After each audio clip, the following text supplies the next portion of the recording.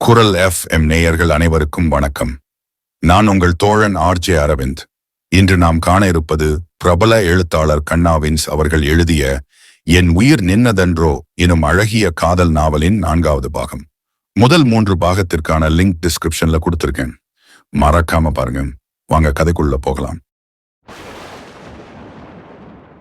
தளிர் தன்னை கண்டுகொண்டாள் என்று அறிந்தவுடன் மகிழ்ச்சியில் முகம் மலர அவளை நோக்கியவன் அவள் கண்களிலும் முகத்திலும் தெரிந்த வலியை கண்டு அதிர்ந்து சட்டென்று பிரேக்கை மிதித்து காரை ஓரம் கட்டி, என்ன ஆயிற்று தளிர் என்று கேட்டான். அவள் கண்களின் ஓரத்தில் துளிர்த்த நீர்த்துளிகளை தன் விரல்களால் துடைக்க தன் கையை நீட்டியவனை ஒற்றை பார்வையால் தேக்கியவள் விம்மி அழத் தொடங்கினாள். அவள் அழுகைக்கான காரணம் புரியாமல் குழம்பியவன் என்ன செய்வதென்று அறியாமல் திணறினான். சற்று நேரத்தில் அமைதியடைந்த தளிர், நான் என் திறமைக்கு கிடைத்த பரிசென்று எண்ணி எவ்வளவு மகிழ்ந்தேன் தெரியுமா என்று விம்மலினூடே கேட்க, இல்லை என்று யார் சொன்னது என்று குழப்பத்தோடு கேட்டான். இப்பொழுது உங்களால் தான் எனக்கு இந்த வேலை கிடைத்திருக்கிறது என்று கூறியவள் கண்களில் மீண்டும் நீர் பெருக சத்தமில்லாமல் சிரித்தவன் அவள் முறைக்கவும், எனக்கும் உனக்கு வேலை உறுதியானதற்கும் சம்பந்தமில்லை கண்ணம்மா என்ற கூற சந்தேகத்தோடு அவள் பார்க்கவும், உண்மையில் அது உன் திறமைக்கு கிடைத்த அங்கீகாரம்தான் தளிர் என்று ஆழ்ந்த குரலில் கூறினான். அவன் குரலில் இருந்த ஏதோ ஒன்று உறுத்த குழப்பத்தோடு அவனை பார்க்க அவள் கண்களில் வழிந்த நீரை இதழ்களால் ஒற்றி எடுத்தவன், நான் விளக்கமாக கூறுகிறேன் கண்ணம்மா, காரை செலுத்தலாமா? சில வாரங்களுக்கு முன் ஒரு தொடக்க நிலை நிறுவனம் தங்கள் நிறுவனத்தை நம்மிடம் விற்பதற்காக அணுகினார்கள். அவர்கள் நிறுவனம் நன்றாக இயங்கிக் கொண்டிருக்க எதற்காக விற்பனைக்கு வருகிறது என்று விசாரித்ததில் அவர்களுக்கு நிதியுதவி அளித்த ஒரு வங்கி அவர்களிடம் கடன் வாங்கியிருந்த ஒரு பெரும் நிறுவனம் கடன் தொகையை செலுத்தாமல் ஏமாற்றியதால் தங்களுக்கு நேர்ந்த இழப்பை ஈடுகட்டுவதற்காக தொடக்க நிலை நிறுவனங்களை குறிவைத்து அந்நிறுவனங்களுக்கு அளித்த பணத்தை உடனே செலுத்துமாறு நெருக்கடி கொடுத்திருக்கிறார்கள். அதை செலுத்த முடியாத சிறு குறு முதலாளிகள் தங்கள் நிறுவனங்களை விற்று பணத்தை செலுத்தும் நிலைக்கு தள்ளப்படுகிறார்கள் என்று அறிந்ததும் ரோசி உடனடியாக களத்தில் இறங்கினாள். அந்த வங்கிக்கும் கடன் வாங்கி ஏமாற்றிய நிறுவனத்திற்கும் நன்கு பாடம் கற்பிக்கும் வண்ணம் அவர்கள் கூட்டாக நடத்திய சில மோசடிகளை வெளிக்கொணர்ந்து அதை கொண்டே அவர்களை பணிய வைத்து 2 நிறுவனங்களை ஒருங்கே வாங்கி நம் நிறுவனத்துடன் இணைத்து விட்டாள். அதனால் அந்த வங்கி இப்பொழுது என் கையில் என்று இயல்பாக கூறியவனை விழிவிரிய பார்த்தவள் அவன் கூறும் விபரத்திற்கும் தன் நிறுவனத்திற்கும் என்ன சம்பந்தம் என்று குழம்பினாள். அவள் பார்வையிலிருந்து அவள் மனதை அறிந்தவன், அந்த வங்கி பண உதவி செய்யும் நிறுவனத்தின் சார்பு நிறுவனங்களுள் ஒன்று விமல் இன்வெஸ்ட்மெண்ட்ஸ் என்று கூறியவன், புரிகிறதா என்று கேட்டான். ஏதோ புரிந்ததற்கு அறிகுறியாக தயங்கியபடி தலையசைத்தவள், அப்படியென்றால் நீங்கள் எனக்கு முதலாளியா என்று கேட்க, இல்லை என்று தலையசைத்தவன், உன் முதலாளியின் முதலாளிக்கு முதலாளி என்று கூறி கண்ணடித்தான். உண்மை அறியாமல் அவசரப்பட்டு விட்டதை உணர்ந்து விழித்த தளிரை கண்டு புன்னகைத்தவன், முகத்தை துடைத்துக்கொள் தளிர், உனக்கு வேலை உறுதியானதை கொண்டாட அனைவரும் காத்திருக்கிறார்கள் என்று கூற சாளரத்தின் வழியை பார்த்து தாங்கள் வீட்டை நெருங்கிவிட்டதை உணர்ந்து தன் கண்களை துடைத்தவள் வீட்டிற்குள் நுழைந்ததும் அனைவரும் வாழ்த்து கூற புன்னகைத்தபடி உள்ளே சென்ற தளிர் அங்கு செழியன் தனக்காக ஏற்பாடு செய்திருந்த விருந்தில் மகிழ்வுடன் கலந்து கொண்டாள். வார இறுதியில் செழியன் குடும்பத்தினர் நகரில் உள்ள தங்கள் விருந்தினர் விடுதியில் குழுமினர். ஞாயிறு காலை பூமணமும் சிரிப்பொலியும் நிறைந்திருக்க வெண்பட்டுடுத்தி அமர்ந்திருந்த செழியன் தன் முன் அமைக்கப்பட்டிருந்த சிறு நெருப்பு குண்டத்தில் உருகிக் கொண்டிருந்த பொன்னை பார்த்த வண்ணம் அமர்ந்திருக்க வாயிலில் கேட்ட அரவத்தை தொடர்ந்து அங்கே நோக்கியவன் தன் பெரியப்பா மகேந்திரவர்மன் வரவேற்க அவரை நோக்கி 2 கை கூப்பியபடி நுழைந்த ரணதீரனை கண்டு அதிர்ந்தான். 51 செழியனோடு தனிமையில் காரில் வந்த வேளை தன் நிறுவனத்திற்கும் செழியன் நிறுவனத்திற்கும் உள்ள தொடர்பை பற்றி அவன் விளக்கம் அளிக்கவும் கார் வீட்டை அடைவதற்கும் நேரம் சரியாக இருக்க தன் கண்களை துடைத்தபடி காரில் இருந்து இறங்கிய தளிர் அங்கே வாயிலில் தனக்காக காத்திருந்த நிலாவும் சுரேஷும் புன்னகையோடு வாழ்த்து கூறி வரவேற்க அவர்களுக்கு விரிந்த புன்னகையோடு நன்றி கூறியபடி அவர்களோடு நடந்தாள். விருந்தினர் கட்டின் முன்கூடத்தில் குழுமியிருந்த அனைவரும் ஒருங்கே வாழ்த்து கூற புன்னகையோடு நன்றி கூறிய தளிரை நெருங்கிய கார்குழலி, ரெஃப்ரெஷ் செய்துவிட்டு வா தளிர், அனைவருக்கும் விருந்து தயாராக இருக்கிறது என்று கூறினார். சரி அத்தை என்றவள் செழியனிடம் ஒரு பார்வை வீசிவிட்டு சென்றாள். தளிர் சென்ற சில நிமிடங்களில் யாரிடமும் சொல்லாமல் உள்கட்டிற்குள் நழுவிய தன் மகனை கண்ட கார்குழலி குறிப்பால் உணர்தல் என்ற சங்க கால காதல் குறிப்பு இன்றைய காலத்திலும் நடைமுறையில் உள்ளதைக் கண்டு மனதிற்குள் சிரித்தபடி அனைவருக்கும் இனிப்புகளை வழங்கினார். தளிரின் பார்வையிட்ட கட்டளையை மீற முடியாத செழியன் அனைவரிடமும் சற்று நேரம் பேசிக் கொண்டிருந்தவன் அவரவர் விருந்தில் கவனம் செலுத்த மெல்ல உள்கட்டிற்குள் நுழைந்தான். சில கணங்களில் தங்கள் கட்டை அடைந்து முதல் தளத்தில் தளிர் அறைக்குச் சென்றவன் விருந்திற்கான தன் உடைகளை தேர்ந்தெடுத்துக் கொண்டிருந்தவளை கண்டு ரசித்தபடி கதவில் சாய்ந்து நின்றான். தனக்கு தேவையானவற்றை எடுத்த தளிர் செழியன் நிற்பதைக் கண்டு இன்று தனக்கு செழியன் அளித்த இன்ப அதிர்ச்சியால் பெருகிய காதலோடு அவனை பார்த்து புன்னகைத்தவள் அவனை மேலும் சீண்ட எண்ணி அவனை சட்டை செய்யாமல் குளியலறைக்குள் செல்ல எத்தனித்தாள். 2 அவளை நெருங்கி பின்னிருந்து அணைத்தவன் அவள் பின்னங்கழுத்தில் ஆழ்ந்த முத்தமிட்டான். அவன் அணைப்பிற்குள் நெருங்கி அவன் மார்பில் சாய்ந்து, உன் பார்வையின் கட்டளையை என்னால் ஒருபோதும் மீற முடியாது என்று செழியனின் ஆழ்ந்த குரல் தன் காதில் ஒலிக்க கண்மூடி அனுபவித்தவள் மெல்ல திரும்பி அவன் இதழ்களை தன் இதழ்களால் சிறையெடுத்து மாலை முதல் தன் மனதில் அவன் மீது பெருகிய காதலை தன் முத்தத்தில் செலுத்தினாள். ஒரு கணம் திகைத்தவன் அவள் வேகத்திற்கு ஈடுகொடுக்க சற்று நேரத்தில் கிறங்கிய நிலையில் அவனை விட்டுவிட்டு புன்னகைத்தபடி குளியல் அறைக்குள் நுழைந்தாள். சில கணங்கள் அங்கேயே வேரூன்றி நின்றவன் இடவலமாக தன் தலையை அசைத்துவிட்டு புன்னகைத்தபடி விருந்தினர் கட்டிற்கு விரைந்தான். சற்று நேரத்தில் தளிர் அங்கு வர விருந்து மீண்டும் களை கட்டியது. உணவருந்தும் பொழுது தன் பகுதி நேர வேலையை பற்றி அனைவருக்கும் விளக்கமாக தளிர் கூற காலை வேளைகளில் திருமணத்தை ஒட்டிய அனைத்து நிகழ்வுகளுக்கும் தளிருக்கு தேவையான ஆடை அணிகலன்கள் வாங்கலாம் என்று முடிவெடுக்கப்பட உற்சாகமாக சம்மதித்தாள் தளிர். தென் அமெரிக்காவிற்கு கிளம்பிய குழு அங்கே சென்றடைந்து தங்கள் வேலைகள் தொடங்குவதற்கு இன்னும் 2 நாட்கள் உள்ளதால் தானும் உடன் வருவதாக கூறிய நிலா சுரேஷை நோக்க இன்று ஒரு கடைக்கு சென்று வந்ததற்கே தன் உடல் சோர்ந்து விட்டதை எண்ணிய கார்த்தி சுரேஷிடம், நண்பா, நான் செழியனுடன் அலுவலகம் செல்கிறேன், நீ அனைவருடனும் கடைகளுக்கு சென்று வா என்று பெருந்தன்மையாக கூறினான். சற்று நேரம் தயங்கிய சுரேஷை கண்ட செழியன், அப்படியே செய்வோம் நண்பா என்று கூற பெரியவர்கள் அனைவரும் உற்சாகம் அடைந்ததை கண்ட கார்த்தி சரி என்று தலையசைத்தான். அனைவரும் விருந்து முடிந்து அவரவர் அறைகளுக்குள் முடங்க கரணையும் கார்த்தியையும் அழைத்துக் கொண்டு தன் அலுவலக அறைக்குள் சென்ற சுரேஷ் தான் கண்டறிந்த விவரங்களை கூறினான். அவன் காண்பித்த காணொலி பகுதியை கண்டவர்கள் மனதில் அந்த மர்ம கார் ரணதீரனின் காரை பின்தொடர்கிறது என்று உறுதி செய்தனர். அந்த காரில் உள்ளவர் நண்பரா எதிரியா என்று அறியும் வரை அந்த காரை பின்தொடர்வதையோ அல்லது அதில் இருப்பவரை கண்காணிப்பதையோ நிறுத்த வேண்டாம் என்பது அனைவரின் கருத்தாக இருக்க முடிந்தவரை மறைமுகமாக கண்காணிப்பை தொடர எண்ணினர். அடுத்து வந்த நாட்களில் காலையில் கிளம்பி உணவருந்திவிட்டு செழியன் அலுவலகம் சென்றுவிட அனைவரும் ஷாப்பிங் செல்ல கிளம்பினர். சற்று நேரம் அவர்களோடு சென்று தான் விரும்பியவற்றை தேர்ந்தெடுத்த தளிர் அங்கிருந்தே தன் அலுவலகத்திற்கு சென்றாள். நாட்கள் இவ்வாறு செல்ல ஞாயிற்றுக்கிழமை நடக்கவுள்ள பொன்னுருக்கு நிகழ்வில் கலந்து கொள்ள செழியனின் குடும்பத்தினர் அவர்கள் விருந்தினர் மாளிகைக்கு ஒவ்வொருவராக வந்தனர். தளிரின் குடும்பத்திலிருந்து அவள் பெற்றோர், தாய் மாமன் குடும்பத்தினர் மற்றும் தளிரின் தந்தை வழி உறவினர்கள் என அனைவரும் தங்களுக்கென்று ஒதுக்கப்பட்டிருந்த விடுதியில் வெள்ளிக்கிழமை மாலை முதல் வரத் தொடங்கினர். ஞாயிறு காலை தன் அணைப்பில் உறங்கிய தளிரை பார்த்தபடி படுத்திருந்த செழியன் மனதில் இனம் புரியாத ஒரு உணர்வு தோன்ற அதை பற்றிய சிந்தனையில் ஆழ்ந்திருந்தான். அன்று தளிரின் இல்லத்திற்கு சென்று தங்கள் திருமணத்தை உறுதி செய்த போது மனதில் தோன்றிய ஒருவித அமைதி, மகிழ்ச்சி, பெருமிதம் என அனைத்தும் இன்று தோன்றியதை நினைத்தவன் திருமணத்தையொட்டிய நிகழ்வுகள் உணர்வு பூர்வமாக தங்களை பிணைப்பதாக எண்ணினான். துயில் கலைந்து விழித்த தளிரை பார்த்து புன்னகைத்தபடி அவள் நெற்றியில் முத்தமிட்டவன் அவள் தன்னை கூர்ந்து பார்ப்பதை உணர்ந்து, என்ன கண்ணம்மா என்று கேட்டான். உங்கள் கண்களில் ஏதோ புதிதாக இருக்கின்றது என்று கூறினாள். அதற்கு புன்னகையை பதிலாக அழித்தவன் அவள் கண்களோடு தன் கண்களை கலந்தான். தன் முகத்தை உயர்த்தி அவன் கன்னத்தில் ஆழ்ந்த முத்தமிட்டவள், இன்று நம் உறவில் முக்கியமான நாள் என்றாள். என்றவன் குரல் நெளிந்திருக்க அவன் குரலிலிருந்து அவன் மனநிலையை உணர்ந்தவள், இன்றைய நிகழ்வில் பங்கெடுக்கும் அனைவரும் உன்மேல் அன்பும் அக்கறையும் உள்ளவர்கள். அருணன், அனைவர் முன்னிலையிலும் என் ராஜா தலை நிமிர்ந்து இருக்க வேண்டும் என்றாள். கூட்டத்தின் இடையே தனக்கு ஏற்படும் பதற்றத்தை குறிப்பிட்டு கூறுகின்றாள் என்று உணர்ந்தவன் எதுவும் கூறாமல் அவளை தன்னோடு சேர்த்தனைத்தான்.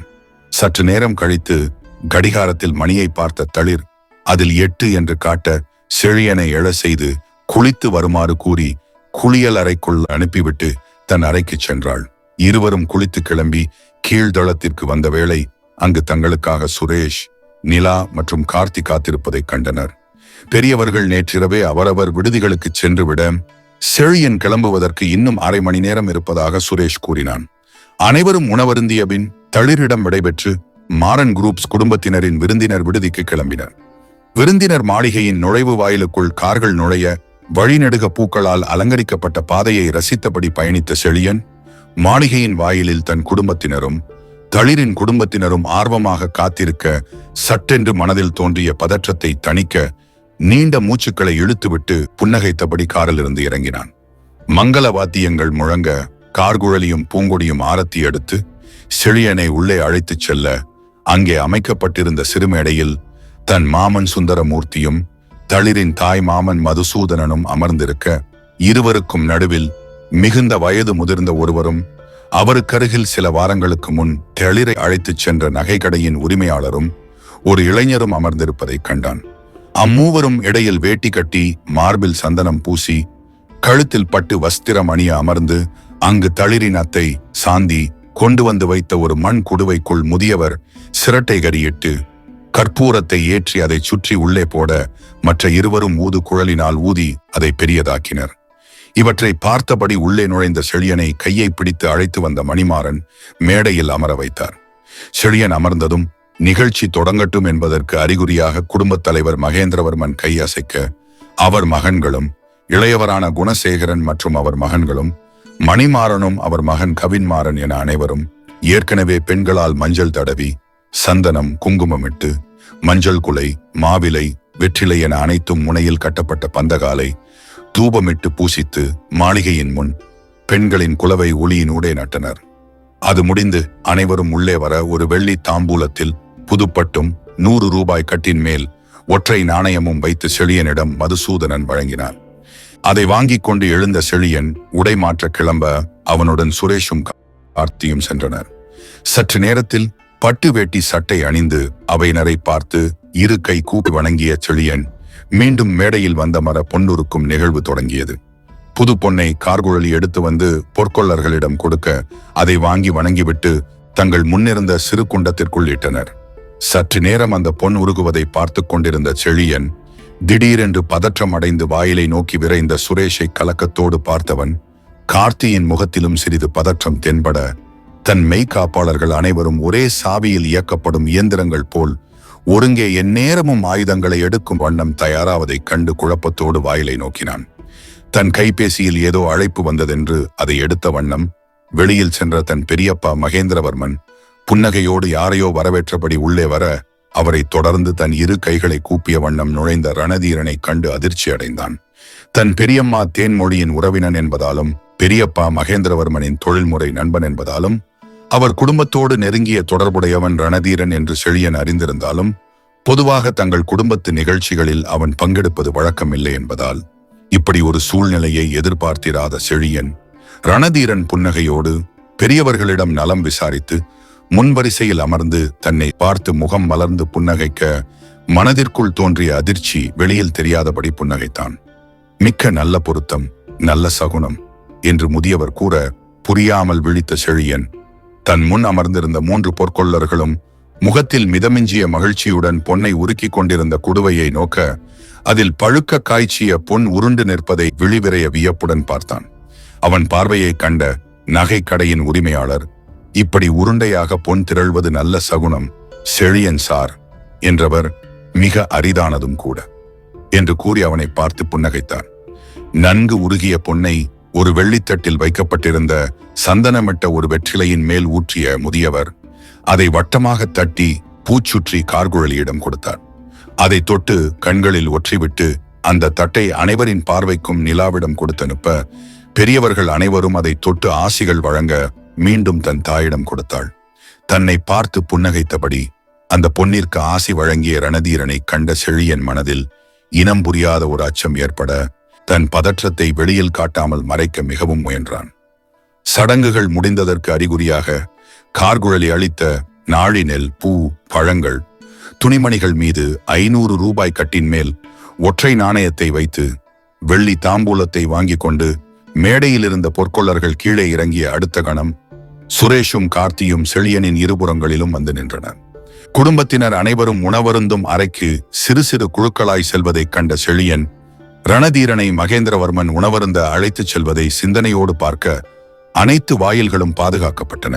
இங்கே மெய்காப்பாளர்கள் பலர் சீருடை அல்லாது இயல்பான உடைகளில் வலம் வருகின்றனர் என்று தங்கள் மூவருக்கும் மட்டும் கேட்கும்படி சுரேஷ் கூறினான். அனைவரும் உணவருந்த சுரேஷ் தன்னிடம் கூறியதற்கிணங்க செழியனுக்கு தனியே ஒரு அறையில் உணவு பரிமாற ஏற்பாடு செய்யுமாறு தன் அன்னையிடம் கூறினாள் நிலா. அதை கேட்டு சற்றே திகைத்தவர், எப்படியோ செழியன் திருமணத்தை ஒட்டிய நிகழ்வுகளை இவ்வளவு விமர்சையாக நடத்துவதற்கு சம்மதித்ததே பெரிதென்று தோன்ற பூங்கொடியை அழைத்து செழியனுக்கும் அவன் நண்பர்களுக்கும் தனியே உணவு பரிமாறும்படி கூறினார். அனைவரும் உணவருந்த சற்று நேரம் கழித்து கிளம்ப அவர்களுக்கு விடை கொடுத்த செழியன் கிளம்பும் போது தன் மாமனார் முகத்தில் ஒருவித கலக்கம் இருப்பதைக் கண்டான். என்னவென்று சிந்தித்தபடி தானும் கிளம்பி தன் இல்லத்திற்கு சென்றவன் விருந்தினர் கட்டில் தன் மாமனாரின் கோபக்குரலை கேட்டு குழப்பத்தோடு உள்ளே நுழைய, இந்த திருமணம் நடக்கக்கூடாது என்று உரிமையதை கேட்டு அதிர்ச்சியுடன் உறைந்து நின்றான். 52 குடும்பத்து பெரியவர்கள், உற்றார், உறவினர் என அனைவரும் உருக்கப்பட்டு வட்டமாக தட்டப்பட்டிருந்த பொன்னிற்கு கடவுளை வேண்டி ஆசிகள் வழங்கி அந்த நிகழ்வை சிறப்பித்தனர்.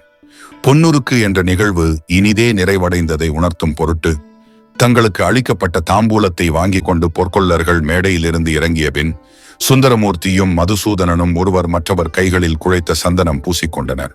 அதன் பிறகு உணவருந்த வருமாறு மணிமாறன் அழைத்ததை அடுத்து அனைவரும் உணவருந்தும் கூடத்துக்கு சென்றனர்.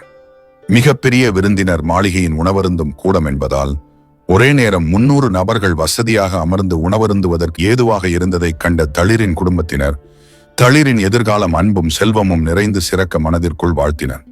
ஆனந்தியும் குமரேசனும் உணவருந்திய பிறகு விருந்தினர் மாளிகையை சுற்றி பார்க்க விரும்பியதால் மணிமாறன் அவர்களை அழைத்துச் செல்ல எத்தனிக்க அவருக்காக பொற்கொள்ளர்கள் காத்திருப்பதாக கவின்மாறன் வந்தழைக்கவும் சற்று தொலைவில் மகேந்திரவர்மனுடன் பேசிக் கொண்டிருந்த ரணதீரன், நான் உங்களை அழைத்துச் சென்று சுற்றி காட்டுகிறேன் என்று கூறியதை கேட்ட மணிமாறனும் மகேந்திரவர்மனும், உங்களுக்கு எதற்கு அத்தான் வீண் சிரமம் என்று ஒருங்கே கூற, இதில் என்ன சிரமம் மணிமாறா, நானும் பார்த்து வெகு காலம் ஆகிறதே என்று கூறி, அது ஒரு காலம், நாமெல்லாம் சிறு குழந்தைகளாக ஒன்றாக விளையாடினோம் என்று எங்கோ பார்த்தபடி கூறிய ரணதீரன் நீண்ட மூச்சை இழுத்துவிட, சரியாத்தான், வாருங்கள் செல்வோம் என்று கூறிய மகேந்திரவர்மன், மாறா, நீ அங்குள்ள வேலைகளை கவனி என்று கூறி மணிமாறனை அனுப்பிவிட்டு, வாருங்கள் சம்பந்தி என்று அழைத்தபடி முன்னே நடந்தார்.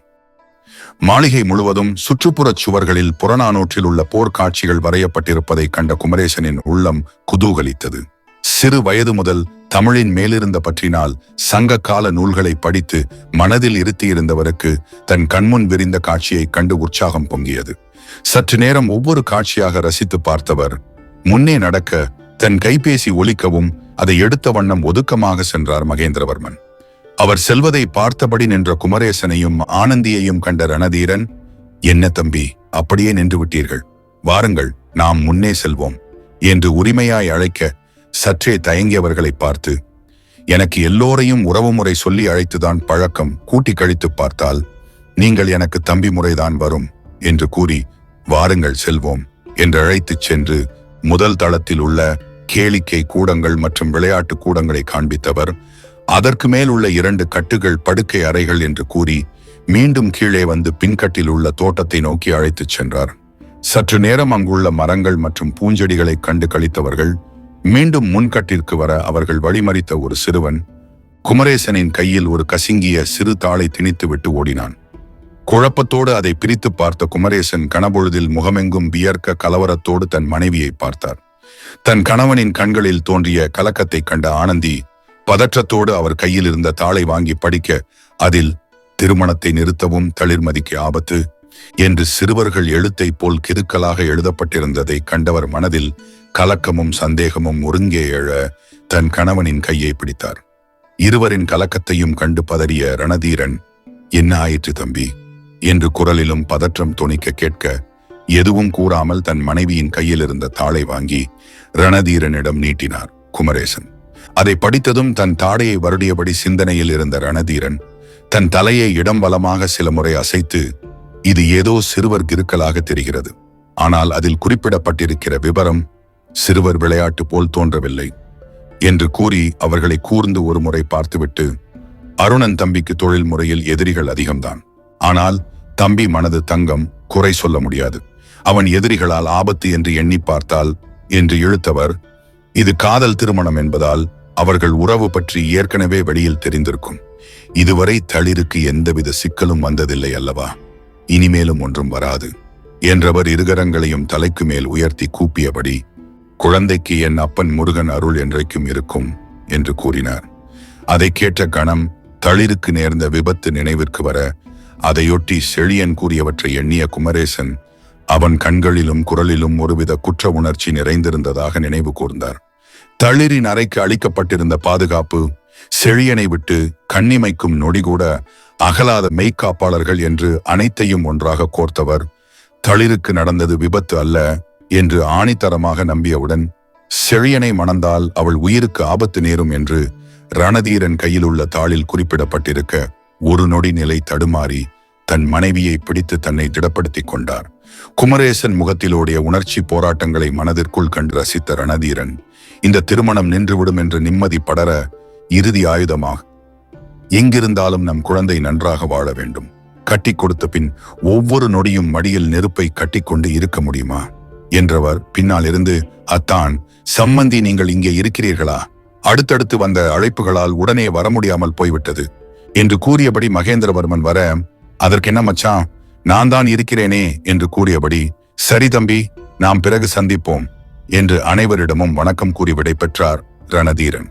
சற்று நேரத்தில் தங்கள் உறவினர்கள் ஒவ்வொருவராக கிளம்ப அனைவருக்கும் விடை கொடுத்த குமரேசன் தம்பதியினர் செழியனிடமும் மணிமாறனிடமும் விடைபெற்று அங்கிருந்து கிளம்பினர். தன் இளைய மகள் சித்திரகுடியை தன் மைத்துனனுடன் அனுப்பிவிட்டு தன் காரை கிளப்பிய குமரேசன் ஆனந்தியை அழைத்துக் கொண்டு செழியனின் இல்லத்திற்கு விரைந்தார். நுழைவு வாயிலில் தளிரின் பெற்றோரை அடையாளம் கண்டுகொண்ட பாதுகாவலர்கள் அவரை உள்ளே செல்ல அனுமதிக்க, வாயிலில் வந்து வரவேற்ற கரண் அவர்களை விருந்தினர் கட்டிற்கு அழைத்துச் சென்றான்.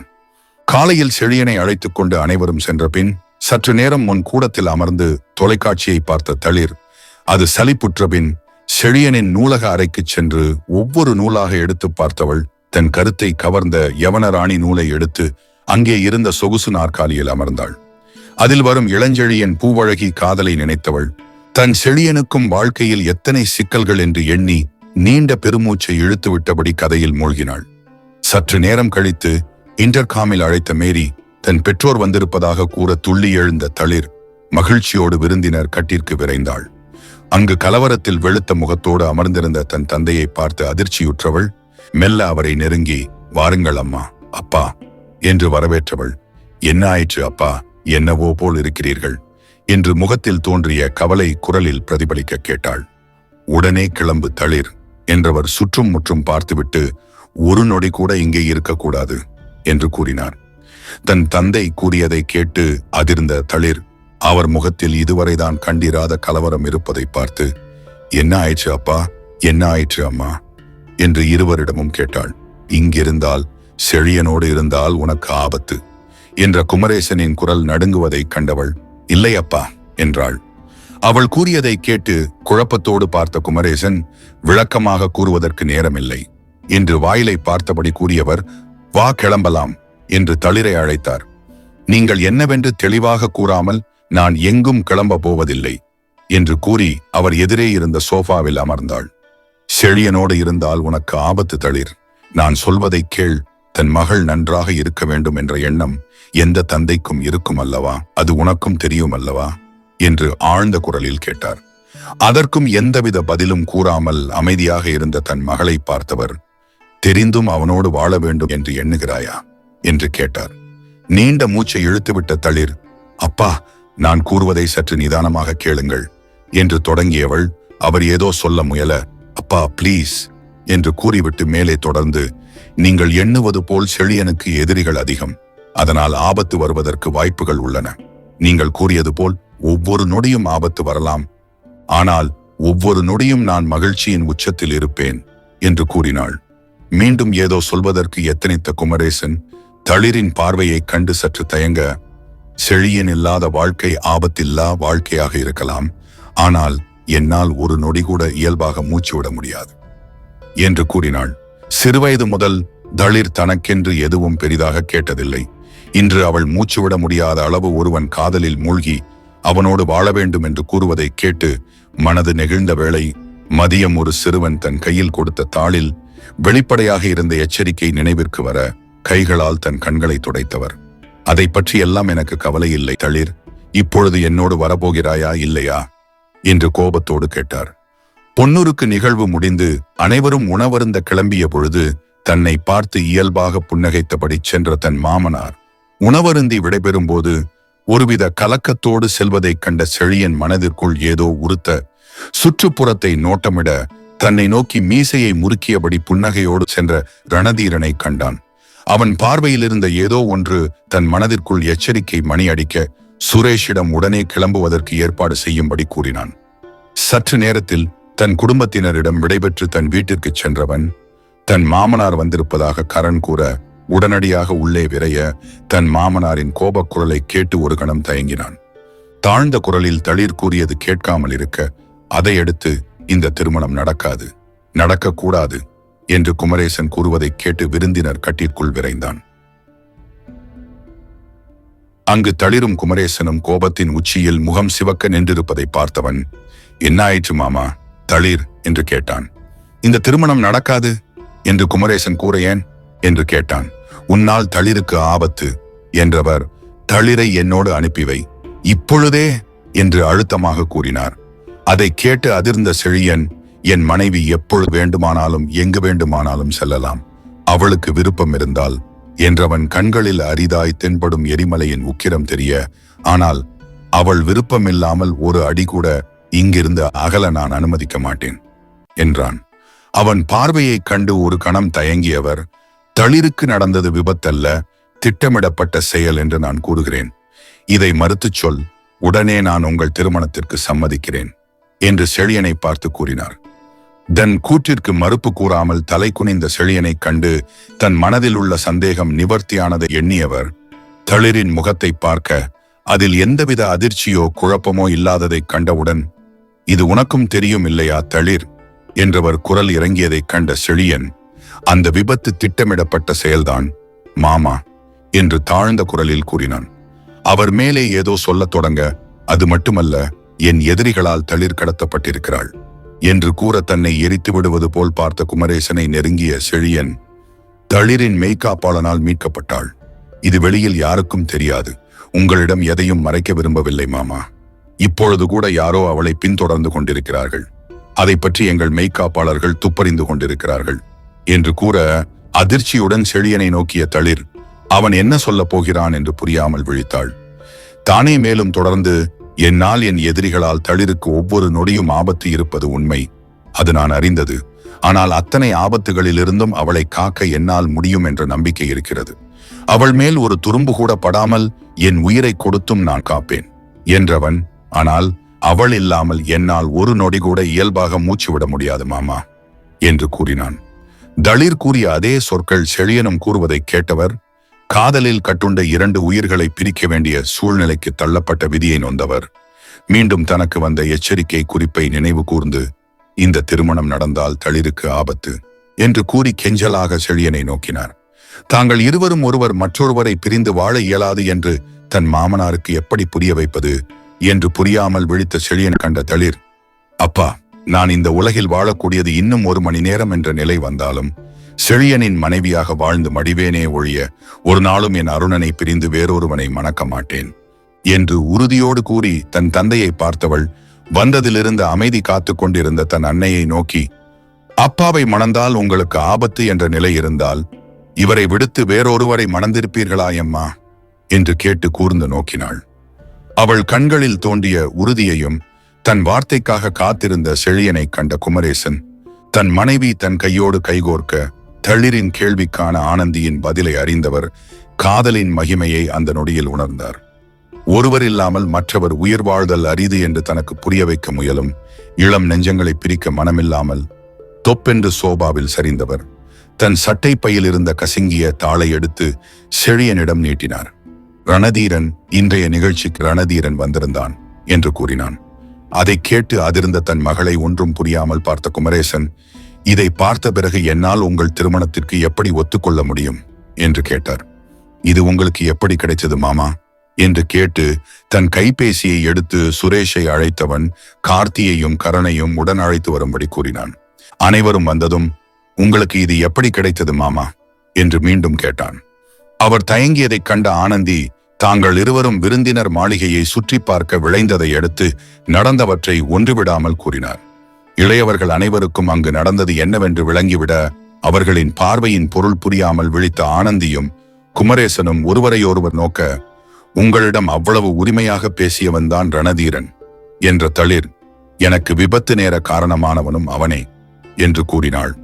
தன் மகளின் விபத்துக்கு காரணமாக இருந்தது மட்டுமல்லாது அவளுக்கு ஆபத்து வரக்கூடும் என்று தன்னிடமே எச்சரிக்கை செய்து தளிருக்கு எந்தவித ஆபத்தும் வரக்கூடாதென்று நல்லவன் போல் கடவுளிடம் வேண்டி நடித்ததை எண்ணிய குமரேசன் மனதில் கலக்கம் நீங்கி கோபம் ஏற செழியனை நோக்கியவர், குறித்த நாளில் இந்த திருமணம் நடக்கும், என் மகளுக்கு தீங்கிழைக்கும் எண்ணத்தோடு யார் நெருங்குகிறார்கள் என்று நான் பார்க்கிறேன் என்று கூறி வழக்கமாக தளர்ந்திருக்கும் மீசையை முறுக்கியவரின் கண்களில் தோன்றிய ஒளியைக் கண்டு அனைவரும் வியந்து நோக்கினர். 53 இளம் வயதில் முன்கோபியாக தன் சிற்றூரில் எங்கு என்ன தப்பு நடந்தாலும் தட்டி கேட்கும் இளவட்டங்களின் தலைவனாக இருந்த குமரேசன் தனக்கு வேலை கிடைத்து திருமணமாகி பட்டணத்திற்கு வந்த பிறகு தன் மனைவியின் அன்பும் 2 பெண் குழந்தைகளின் தகப்பன் என்ற பொறுப்புணர்ச்சி தந்த பொறுமையும் இணைய நாளடைவில் மிக அமைதியான மனிதராக மாறியிருந்தான். தன் மகளுக்கு எங்கிருந்து எந்தவித ஆபத்து வரக்கூடுமோ என்று கலங்கியதால் இந்த திருமணம் நடக்கக்கூடாது என்று எண்ணியவர் தற்பொழுது தன் மகளுக்கு ஆபத்து என்று தன்னிடமே எச்சரித்த ரணதீரன் மேல் மனதில் எரிமலையென கோபம் எழ, குறித்த நாளில் இந்த திருமணம் நடக்கும், என் மகளுக்கு தீங்கிழைக்கும் எண்ணத்தோடு யார் நெருங்குகிறார்கள் என்று நான் பார்க்கிறேன் என்று கூறி வழக்கமாக தளர்ந்திருக்கும் மீசையை முறுக்கினார். குமரேசனின் மனநிலையில் தென்பட்ட மாறுதலை கண்டு திகைத்த இளவட்டங்களை பார்த்த ஆனந்தி தன் கணவரை நோக்கி பெருமிதமாக புன்னகைத்தார். தளிருக்கு நேர்ந்த விபத்தில் தொடங்கி அதையடுத்து பூபதி அரங்கேற்றிய கடத்தல் மற்றும் தற்சமயம் தளிரை பின்தொடர்பவர் வரை பல கேள்விகள் கேட்ட குமரேசனிடம் எதையும் மறைக்காமல் விளக்கமான அனைவரும் பதிலளித்தனர்.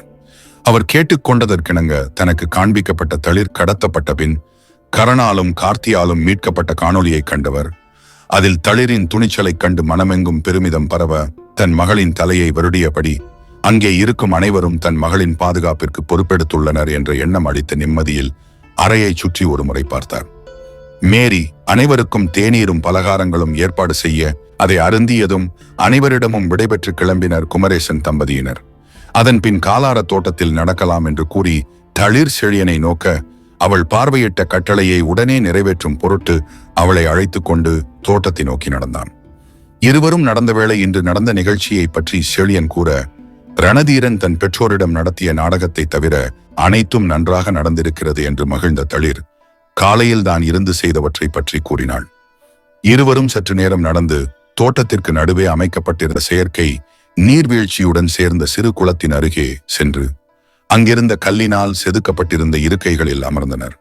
இன்று நடந்த உணர்ச்சி போராட்டத்திற்கு பிறகு கிடைத்த அமைதியும் அந்த ரம்மியமான சூழ்நிலைக்கேற்க இதமாக வீசிய தென்றலால் உந்தப்பட்டு தங்கள் முகத்தில் தெரித்த நீர்த்துளிகளை ரசித்தபடி தளிரை பின்னிருந்து அணைத்தபடி அமர்ந்திருந்த செழியன் மனதிற்குள் ஆழ்கடலின் அமைதி இருந்தாலும் தன் உடல் முழுவதும் ஆழிபேரலையாக எழுந்த காதலில் சிக்கைய படகாய் தத்தளித்தவன் மெல்ல குனிந்து தளிரின் பின்னங்கழுத்தில் தன் இதழ்களால் அழுந்த முத்தமிட்டான். சூடான அவன் இதழ் தன்னை தீண்டியதிலிருந்து அவன் மனநிலையை உணர்ந்த தளிர் அவன் மார்பில் மேலும் சாய்ந்தாள். தளிரின் கழுத்து தன் பார்வையிலிருந்து மறைந்துவிட அவள் காது மடலை தன் இதழ்களால் உரசியவன், மாமா திருமணம் நடக்கக்கூடாது என்று கூறிய கணம், நீ இல்லா வாழ்க்கையை எண்ணினேன் கண்ணம்மா, என் மூச்சே நின்று விட்டது என்றவன் குரல் நடுங்க கூற அதை கேட்டு தன்னை அணைத்திருந்த அவன் கையை தன் கைகளால் உயர்த்தி அவன் விரல்கள் ஒவ்வொன்றிற்காக முத்தமிட்டுக் கொண்டிருந்த தளிர் அப்படியே உறைந்தாள். தன் கைகளில் விழுந்த நீர் துளியை உணர்ந்து தளிரின் முகத்தை நிமிர்த்திய செழியன் அவள் கண்களில் வழிந்த நீரைக் கண்டு பதறியவன், என்ன ஆயிற்று கண்ணம்மா என்று கேட்டான். அவன் கேள்விக்கு பதிலேதும் கூறாமல் அவன் கண்களோடு தன் கண்களை கலந்தபடி அமர்ந்திருந்தவள் சற்று நேரம் கழித்து ஆழ்ந்த மூச்சை இழுத்துவிட்டபடி, எதற்காக என் மீது இத்தனை அன்பு வைத்திருக்கிறாய் என்று கேட்டாள். அதை கேட்டு குழம்பிய செழியன் ஒன்றும் புரியாமல் அவளை நோக்க தன் பார்வையை தளர்த்தியவள், எதற்காக அப்பா கூறியதை கேட்டு கலங்கினாய் என்று கேட்டாள். அவர் இந்த திருமணத்தை நிறுத்திவிட்டால் என்று பதறியவன் மேலே ஏதும் கூறும் முன் அவனை ஒற்றை பார்வையால் நிறுத்தியவள், நிறுத்திவிட்டால் என்று கேட்டு ஒற்றை புருவத்தை உயர்த்தினாள். அவள் கூறுவதன் பொருள் புரியாமல் விழித்தவனைக் கண்டு இளமுறுவல் பூத்தவள், நான் யார் என்று கேட்டாள். நீ என் உயிர் என்று கூறுவதை கேட்டு புன்னகைத்தவள், உனக்கு நான் என்ன உறவு என்று உறவை அழுத்தி கேட்டாள். என் மனைவி என்றவன் குரலில் குழப்பம் துணிக்க, என் தந்தை திருமணத்தை நிறுத்தினால் நான் உன் மனைவி இல்லையா என்று கேட்டவள். அவன் முகத்தில் குழப்பம் நீங்கி தெளிவு பிறந்ததைக் கண்டவள் இதழ்கள் மேலும் புன்னகையில் விரிய, இல்லையா என்று மீண்டும் கேட்டாள். அவள் கூறியது கேட்டு மெய் சிலிர்த்தவன், என் மனைவிதான் என்று இழுத்து கூறியவன், ஆனால் என்று மேலும் இழுக்க அவன் கைகளை தன்னோடு அணைத்தவள், ஆனால் மனைவி என்ற உரிமை எடுக்க மாட்டாய் அல்லவா என்று கேட்டாள். ஒரு கணம் தயங்கியவன் தன் தொண்டையை இருமுறை செருமிக் கொண்டு, வாழ்க்கையில் சிலவற்றிற்காக காத்திருத்தல் ஒரு தனி சுகம் தளிர். நான் கடல் அளவு உன்னை காதலித்தாலும் கரை கடந்து உன்னை அடைய வேண்டுமென்றால் முறையாக உலகறிய உன்னை கைப்பிடிக்கும் நாள் வரை காத்திருப்பது அவசியம் என்றவன் அவள் கண்களில் பரவிய காதலைக் கண்டு, ஆனால் இவ்வளவு காதலோடு என்னை பார்த்தால் காத்திருப்பது என் மனதை மிகவும் காயப்படுத்துகிறது என்றவன் அவள் நெற்றியில் ஆழ்ந்த முத்தமிட்டான். அவன் கூறியதை கேட்ட தளிர் மனதில் தான் அவன் அருகிலிருந்தும் அவனுக்கு உரிமை இருந்தும் தனக்கு கொடுத்த ஒரு வாக்கிற்காக தவம் போல் தங்கள் திருமண நாளிற்காக அவன் காத்திருக்கிறான் என்ற எண்ணம் மனதில் மகிழ்ச்சி, பெருமிதம், காதல் என்று அனைத்தையும் ஒருங்கே நிரப்ப சற்றே எம்பி அவன் இதழ்களை தன் இதழ்களால் சிறையெடுத்தாள். தளிரின் பெற்றோர் வந்து சென்றது சில மணி நேரங்கள் என்றாலும் பலவித உணர்ச்சிகளுக்கு ஆளான கரண், சுரேஷ் மற்றும் கார்த்தி அவர்கள் கிளம்பும் முன் குமரேசன் தங்களிடம் செலுத்திய பார்வை மனதை குடைய உடனடியாக சுரேஷின் அலுவலக அறைக்குச் சென்று புதிதாய் தளிரின் அலுவலகம் அருகில் கண்டறிந்த அந்த காரை பற்றி தங்களுக்கு கிடைத்த விவரங்களை மீண்டும் ஆராய்ந்தனர். சற்று நேரம் ஆராய்ந்தும் எதுவும் கண்டுபிடிக்க முடியாமல் திணறிய கரணும் கார்த்தியும் ஆளுக்கு ஒரு நாற்காலியில் தங்கள் கழுத்தையும் தலையையும் அழுத்தியபடி அமர்ந்திருக்க, எந்த முறையில் தேடினாலும் அது தொடங்கிய இடத்திற்கே மீண்டும் கொண்டு வருவதை எண்ணி தன் கைகளால் மேசையில் குத்தினான் சுரேஷ். ஒருவரோடு ஒருவர் பேசாமல் தீவிர சிந்தனையில் ஆழ்ந்திருந்த மூவரிடையே இருந்த அமைதியை குலைக்கும் வண்ணம் ஒலித்த தன் கைபேசியை எடுத்து காதில் பொருத்திய கார்த்தி மறுமுனையில் கூறப்பட்ட விபரத்தை கேட்டு துள்ளி எழுந்தவன் பதற்றத்தோடு அருகிலிருந்த கணினியை உயிர்ப்பித்து அதில் வந்திருந்த மின்னஞ்சலில் உள்ள இணைப்பை திறந்து விரிதிரையில் பகிர்ந்தான். கார்த்தி அவசரமாக எழுந்து கணினியை நெருங்கவும் விரிதிரையில் பகிர ஏற்பாடுகள் செய்த கரண் அவன் இணைப்பை திறந்து பகிரவும் சுரேஷின் அருகே சென்று நின்றான். நேரலையாக பகிரப்பட்ட காணொளியை பார்த்தபடி நின்ற மூவரும் அந்தி கருக்கும் பொழுதில் அந்த மர்மக்காரோர் பல்பொருள் அங்காடி முன் நிற்பதை கண்டனர். சற்று நேரத்தில் கடைக்குள் இருந்து கருப்பு கண்ணாடி மற்றும் தொப்பி அணிந்த ஒரு இளம் பெண் வெளியில் வந்து அந்த காருக்குள் சட்டென்று ஏறி காரை கிளப்புவதைக் கண்டு உறைந்தனர். தன் அணைப்பிற்குள் இருந்த தளிர் தந்த முத்தத்தில் கிறங்கி நெகிழ்ந்த செழியன் சற்று நேரம் கழித்து மூச்சு வாங்கியபடி இருவரும் விலக தளிரின் கண்களின் ஓரம் கசிந்த நீரை தன் இதழ்களால் ஒற்றியெடுத்தபடி தன்னோடு சேர்த்தணைத்தவன் கன்னத்தோடு தன் கன்னத்தை இழைத்த தளிர், யாரும் மானிடரே இல்லாத இடத்தில் சிறு வீடு கட்டி கொள்ளத் தோன்றும் நீயும் நானும் அங்கே வாழ்கின்ற வாழ்வை மரம்தோறும் செதுக்கிட வேண்டும் என்று தாழ்ந்த குரலில் அவன் காதுக்குள் பாடினாள். அவள் கழுத்தில் முகம் புதைத்து அவள் பாடுவதை ரசித்து கேட்டவன் புன்னகைக்க, தன் கழுத்தில் அவன் இதழ் விரிந்ததை உணர்ந்தவள் அவன் முகத்தை தன் முகத்திற்கு நேரே வைத்து என்ன என்று கேட்டாள். அதற்கு வேகமாக இடம்பலமாக தன் தலையை செழியன் அசைக்க சிந்தனையோடு கேள்வியாய் ஒற்றை புருவத்தை உயர்த்த, உன் அலாதி அன்பினில் நனைந்த பின் நானும் மழையானேன் என்று ஆழ்ந்த குரலில் பாடியதை கேட்டு கண்மூடி ரசித்தாள். சுற்றுப்புறம் மறந்து இருவரும் நேரம் செல்வது தெரியாமல் அமர்ந்திருக்க வீட்டிற்குள் அமர்ந்து தங்கள் முன் விரிதிரையில் மீண்டும் மீண்டும் ஓடிய அந்த பெண் காருக்குள் ஏறும் காட்சியைக் கண்ட மூவரும் எத்தனை பேர் முயன்றாலும் இதுவரை எந்த விபரமும் கண்டுபிடிக்க முடியாமல் தங்களை திணறடிக்கும் நபர் என்று அறிந்தவர்கள் மனதில் அந்த பெண்ணை பற்றி மேலும் விபரங்கள் அறிய வேண்டும் என்று ஒருவித ஆர்வம் படர ஒவ்வொருவரும் தங்கள் முகத்தில் புன்னகையை தவழவிட்டபடி திரையை பார்த்தனர். காணொலியில் அந்த குறிப்பிட்ட பகுதியை மெதுவாக ஓடவிட்ட கார்த்தி சட்டென்று ஒரு காட்சியில் நிறுத்தி அதை விரிவுபடுத்தினான். கண்ணாடி தொப்பி அணிந்திருந்தவள் கையில் உறை அணிந்திருந்தாலும் கடையில் வாங்கிய பொருட்கள் அடங்கிய பையை ஒரு கையிலிருந்து மற்ற கைக்கு மாற்றிய வேளை கையுறை அகல கையில் பச்சை குத்தப்பட்டிருந்த வினோதமான ஒரு வடிவத்தை பார்த்த மூவரும் அதை வைத்து இந்த பெண்ணை பற்றிய விபரத்தை அறியலாம் என்று எண்ணினர். இருள் சூழத் தொடங்கவும் தாங்கள் அமர்ந்திருந்த இடத்திலிருந்து கிளம்பி வீட்டிற்கு திரும்பிய தளிரும் செழியனும் முன்கட்டில் தங்களை புன்னகையோடு வரவேற்ற மூவரையும் கண்டு புன்னகைத்தபடி தங்கள் கட்டிற்குள் சென்றனர். இரவு உணவருந்தி படுத்த வேளை அந்த பெண்ணின் கையில் இருந்த வடிவத்தை பார்த்த கணத்திலிருந்து தன் மனதில் ஏதோ உறுத்தியபடி இருந்ததை எண்ணிய கார்த்தி அதை போன்ற வடிவத்தை முன்பு எங்கோ பார்த்திருந்ததாக தோன்ற அதை பற்றிய சிந்தனையுடன் உறங்கினான். ஏதேதோ தொடர்புகளற்ற காட்சிகள் கண்முன் விரிய இறுதியாக முகமறியா ஒரு பெண்ணின் உருவத்தை கண்டவன் இனம் புரியாத உணர்வு மனமெங்கும் படர புன்முறுவலோடு உறங்கினான். காலையில் எழுந்து அனைவரும் பரபரப்பாக தங்கள் அலுவலகங்களுக்கு கிளம்பினர். வார நாட்கள் முழுவதும் காலையில் தன் தேர்வுக்கு படித்துவிட்டு பின் தன் அலுவலகம் சென்ற தளிர் தன் வேலைகளை முனைப்புடன் செய்து வர செழியன் வழக்கம் போல் சந்திப்புகளிலும் பேச்சுவார்த்தைகளிலும் தன் நாட்களை கடத்தினான். நாள்தோறும் தன் அண்ணனோடு அலுவலகம் வந்த நிலா காலை பொழுதுகளில் தென் அமெரிக்காவில் உள்ள குழு முந்தைய நாள் அளித்த அறிக்கைகளை தொகுத்து தன் அண்ணியும் மாரன் குரூப்ஸ் தலைமை நிர்வாக அதிகாரியுமான திவ்யாவுடன் பகிர்ந்தவள். மதிய உணவிற்கு பிறகு காலையில் முடித்த வேலைகளின் குறிப்புகளை தொகுத்து மாலை தென் அமெரிக்க குழுவோடு பணியாற்றினாள். அடுத்த வாரம் முழுவதும் அரபு நாடுகளில் நடக்கவிருந்த மிகப்பெரிய முதலீட்டாளர்கள் சந்திப்பிற்காக ரோசி 2 வாரங்களாக ஆராய்ந்து கொடுத்த குறிப்புகளை வெள்ளிக்கிழமை மதியம் அவளுடன் விவாதித்த செழியன் ஞாயிறு மாலை கிளம்புவதற்கு தயாராக இருக்கும்படி கூறி அவளுக்கு விடை கொடுத்து வீட்டுக்கு கிளம்பினான்.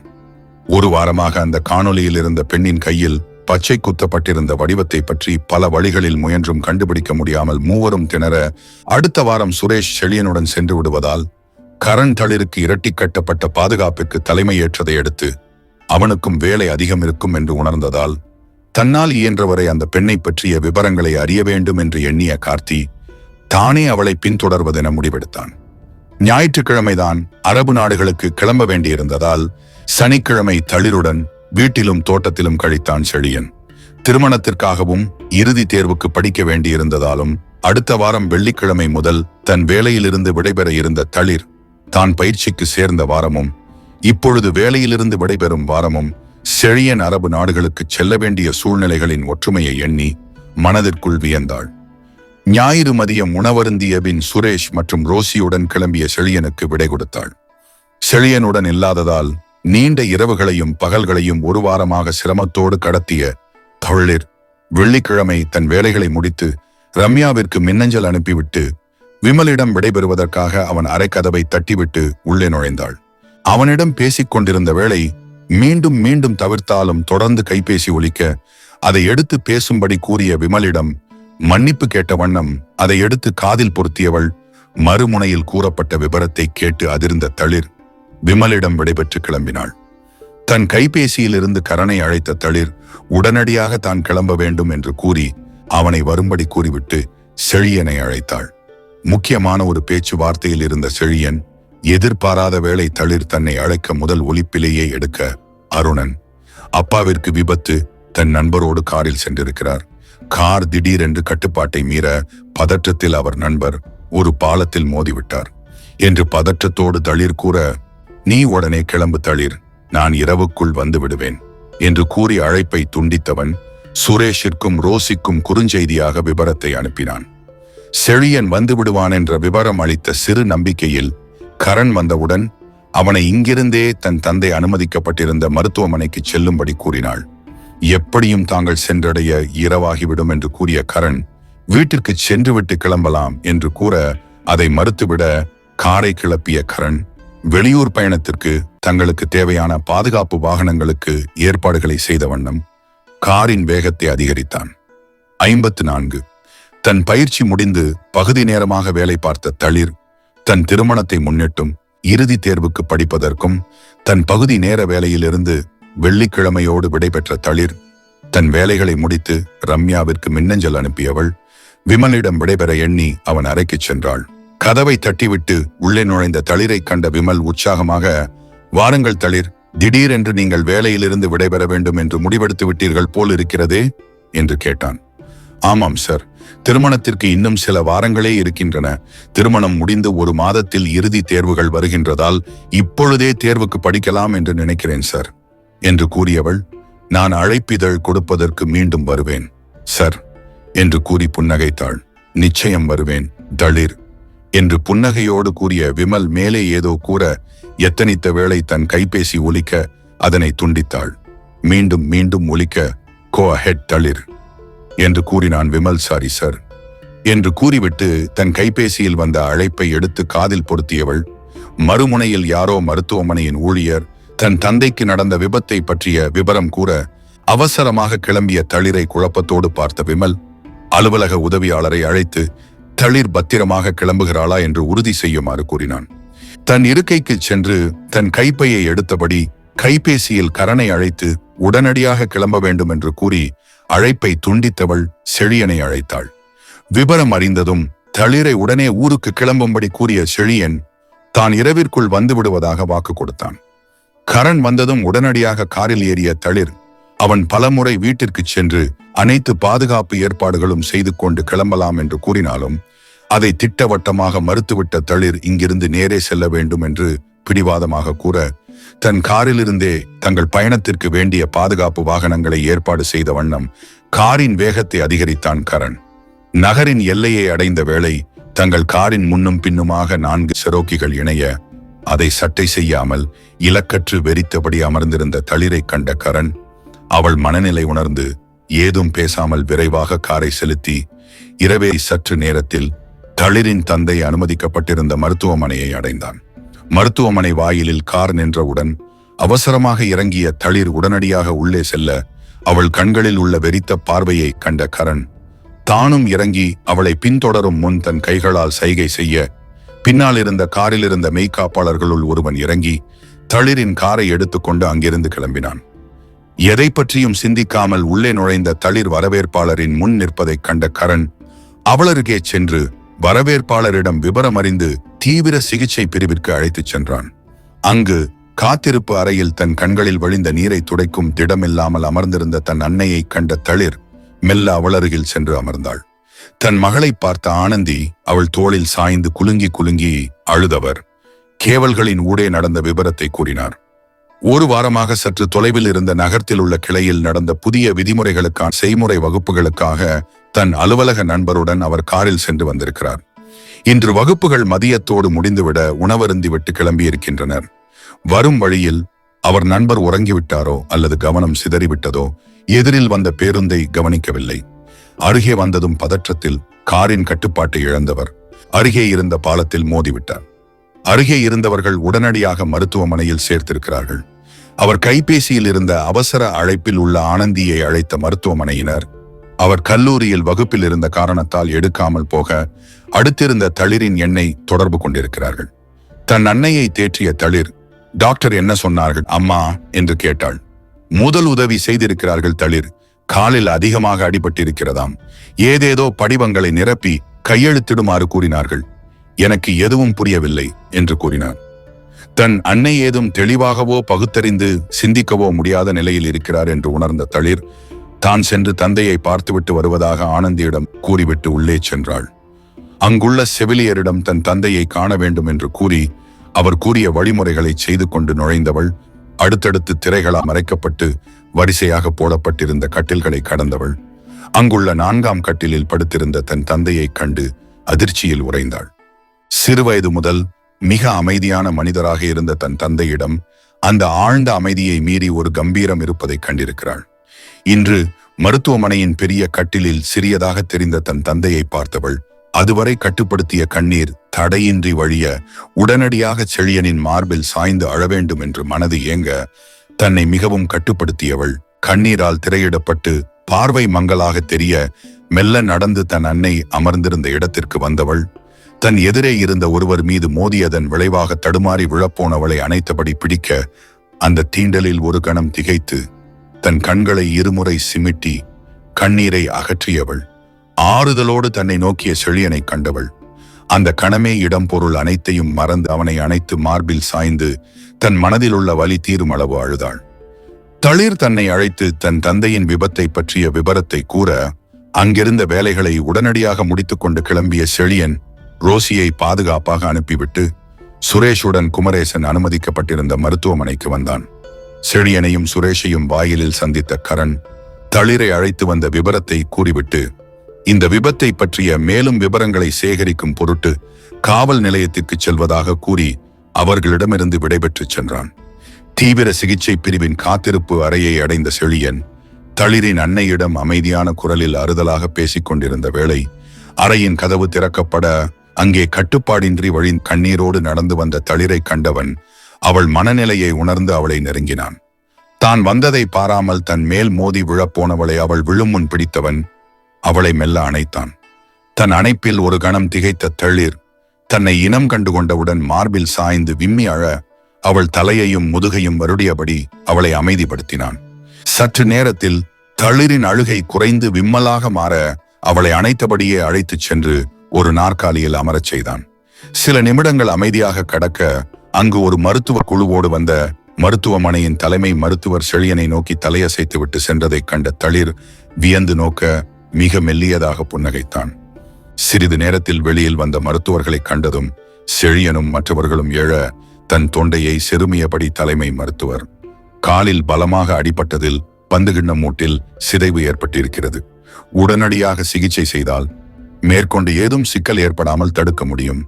மிஸ்டர் செழியன் என்றவர் செழியனின் அருகில் நின்ற தளிரையும் அவளுக்கு பின்னால் இருந்த ஆனந்தியையும் பார்த்தவர் நீண்ட மூச்சை இழுத்துவிட்டு, அவர் தலையில் இடப்பகுதிகாரின் கண்ணாடியில் இடித்ததால் அதில் உள்ளூர சிறிது இரத்த கசிவு ஏற்பட்டதால் அந்த கசிவு நிற்பதற்காகவும் அந்த பகுதியில் இரத்தம் கட்டாமல் இருப்பதற்காகவும் தற்பொழுது மருந்துகள் ஏற்றிக் கொண்டிருக்கிறோம். இரத்த கசிவு நின்ற பிறகு அறுவை சிகிச்சை செய்ய இயலும். அதுவரை செயற்கையாக அவரை ஆழ்நிலை உறக்கத்தில் வைத்திருக்கிறோம். எல்லாம் சரியாகச் சென்றால் நாளை மதியத்திற்குள் கசிவு நின்று அங்கே உறைந்திருக்கும் இரத்த கட்டும் கரைந்துவிடும். மாலை அறுவை சிகிச்சை செய்யலாம். அதுவரை அவருக்கு நல்ல ஓய்வு தேவை என்று கூறிவிட்டு கிளம்பினான். தளிரை தோளோடு அணைத்த செழியன், அத்தை, நீங்களும் தளிரும் இங்கிருந்து 5 நிமிட தொலைவில் ஏற்பாடு செய்யப்பட்டிருக்கும் விடுதியில் சென்று உறங்குங்கள்.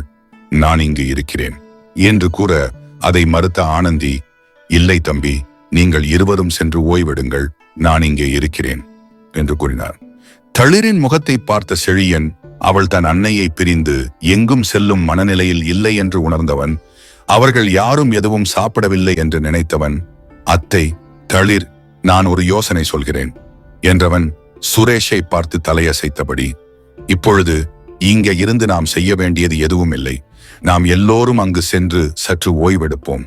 காலையில் இங்கே வருவோம் என்று அமைதியான குரலில் கூற, சரி என்று ஆனந்தி தலையசைக்க அனைவரையும் அழைத்து கொண்டு மருத்துவமனையில் இருந்து வெளிவந்த செழியன் அங்கு தயார் நிலையில் இருந்த காரில் அவர்களை ஏற்றிக்கொண்டு சுரேஷ் ஏற்பாடு செய்திருந்த விடுதிக்கு சென்றான். அந்த 3 நட்சத்திர விடுதியின் 3ஆம் தளம் முழுவதும் தங்களுக்கு என்று ஒதுக்கப்பட்டு செழியனின் மெய்காப்பாளர்கள் தங்கியிருந்த அறைகளை கடந்து இறுதியில் இருந்த ஒரு தொகுப்பு அறையை அடைந்து உள்ளே நுழைந்த ஆனந்தி மீண்டும் தன் மருமகனை வியந்து நோக்க, அத்தை, இதில் 3 படுக்கை அறைகளும் ஒரு முன்கூடமும் உணவருந்தும் அறையும் உள்ளது.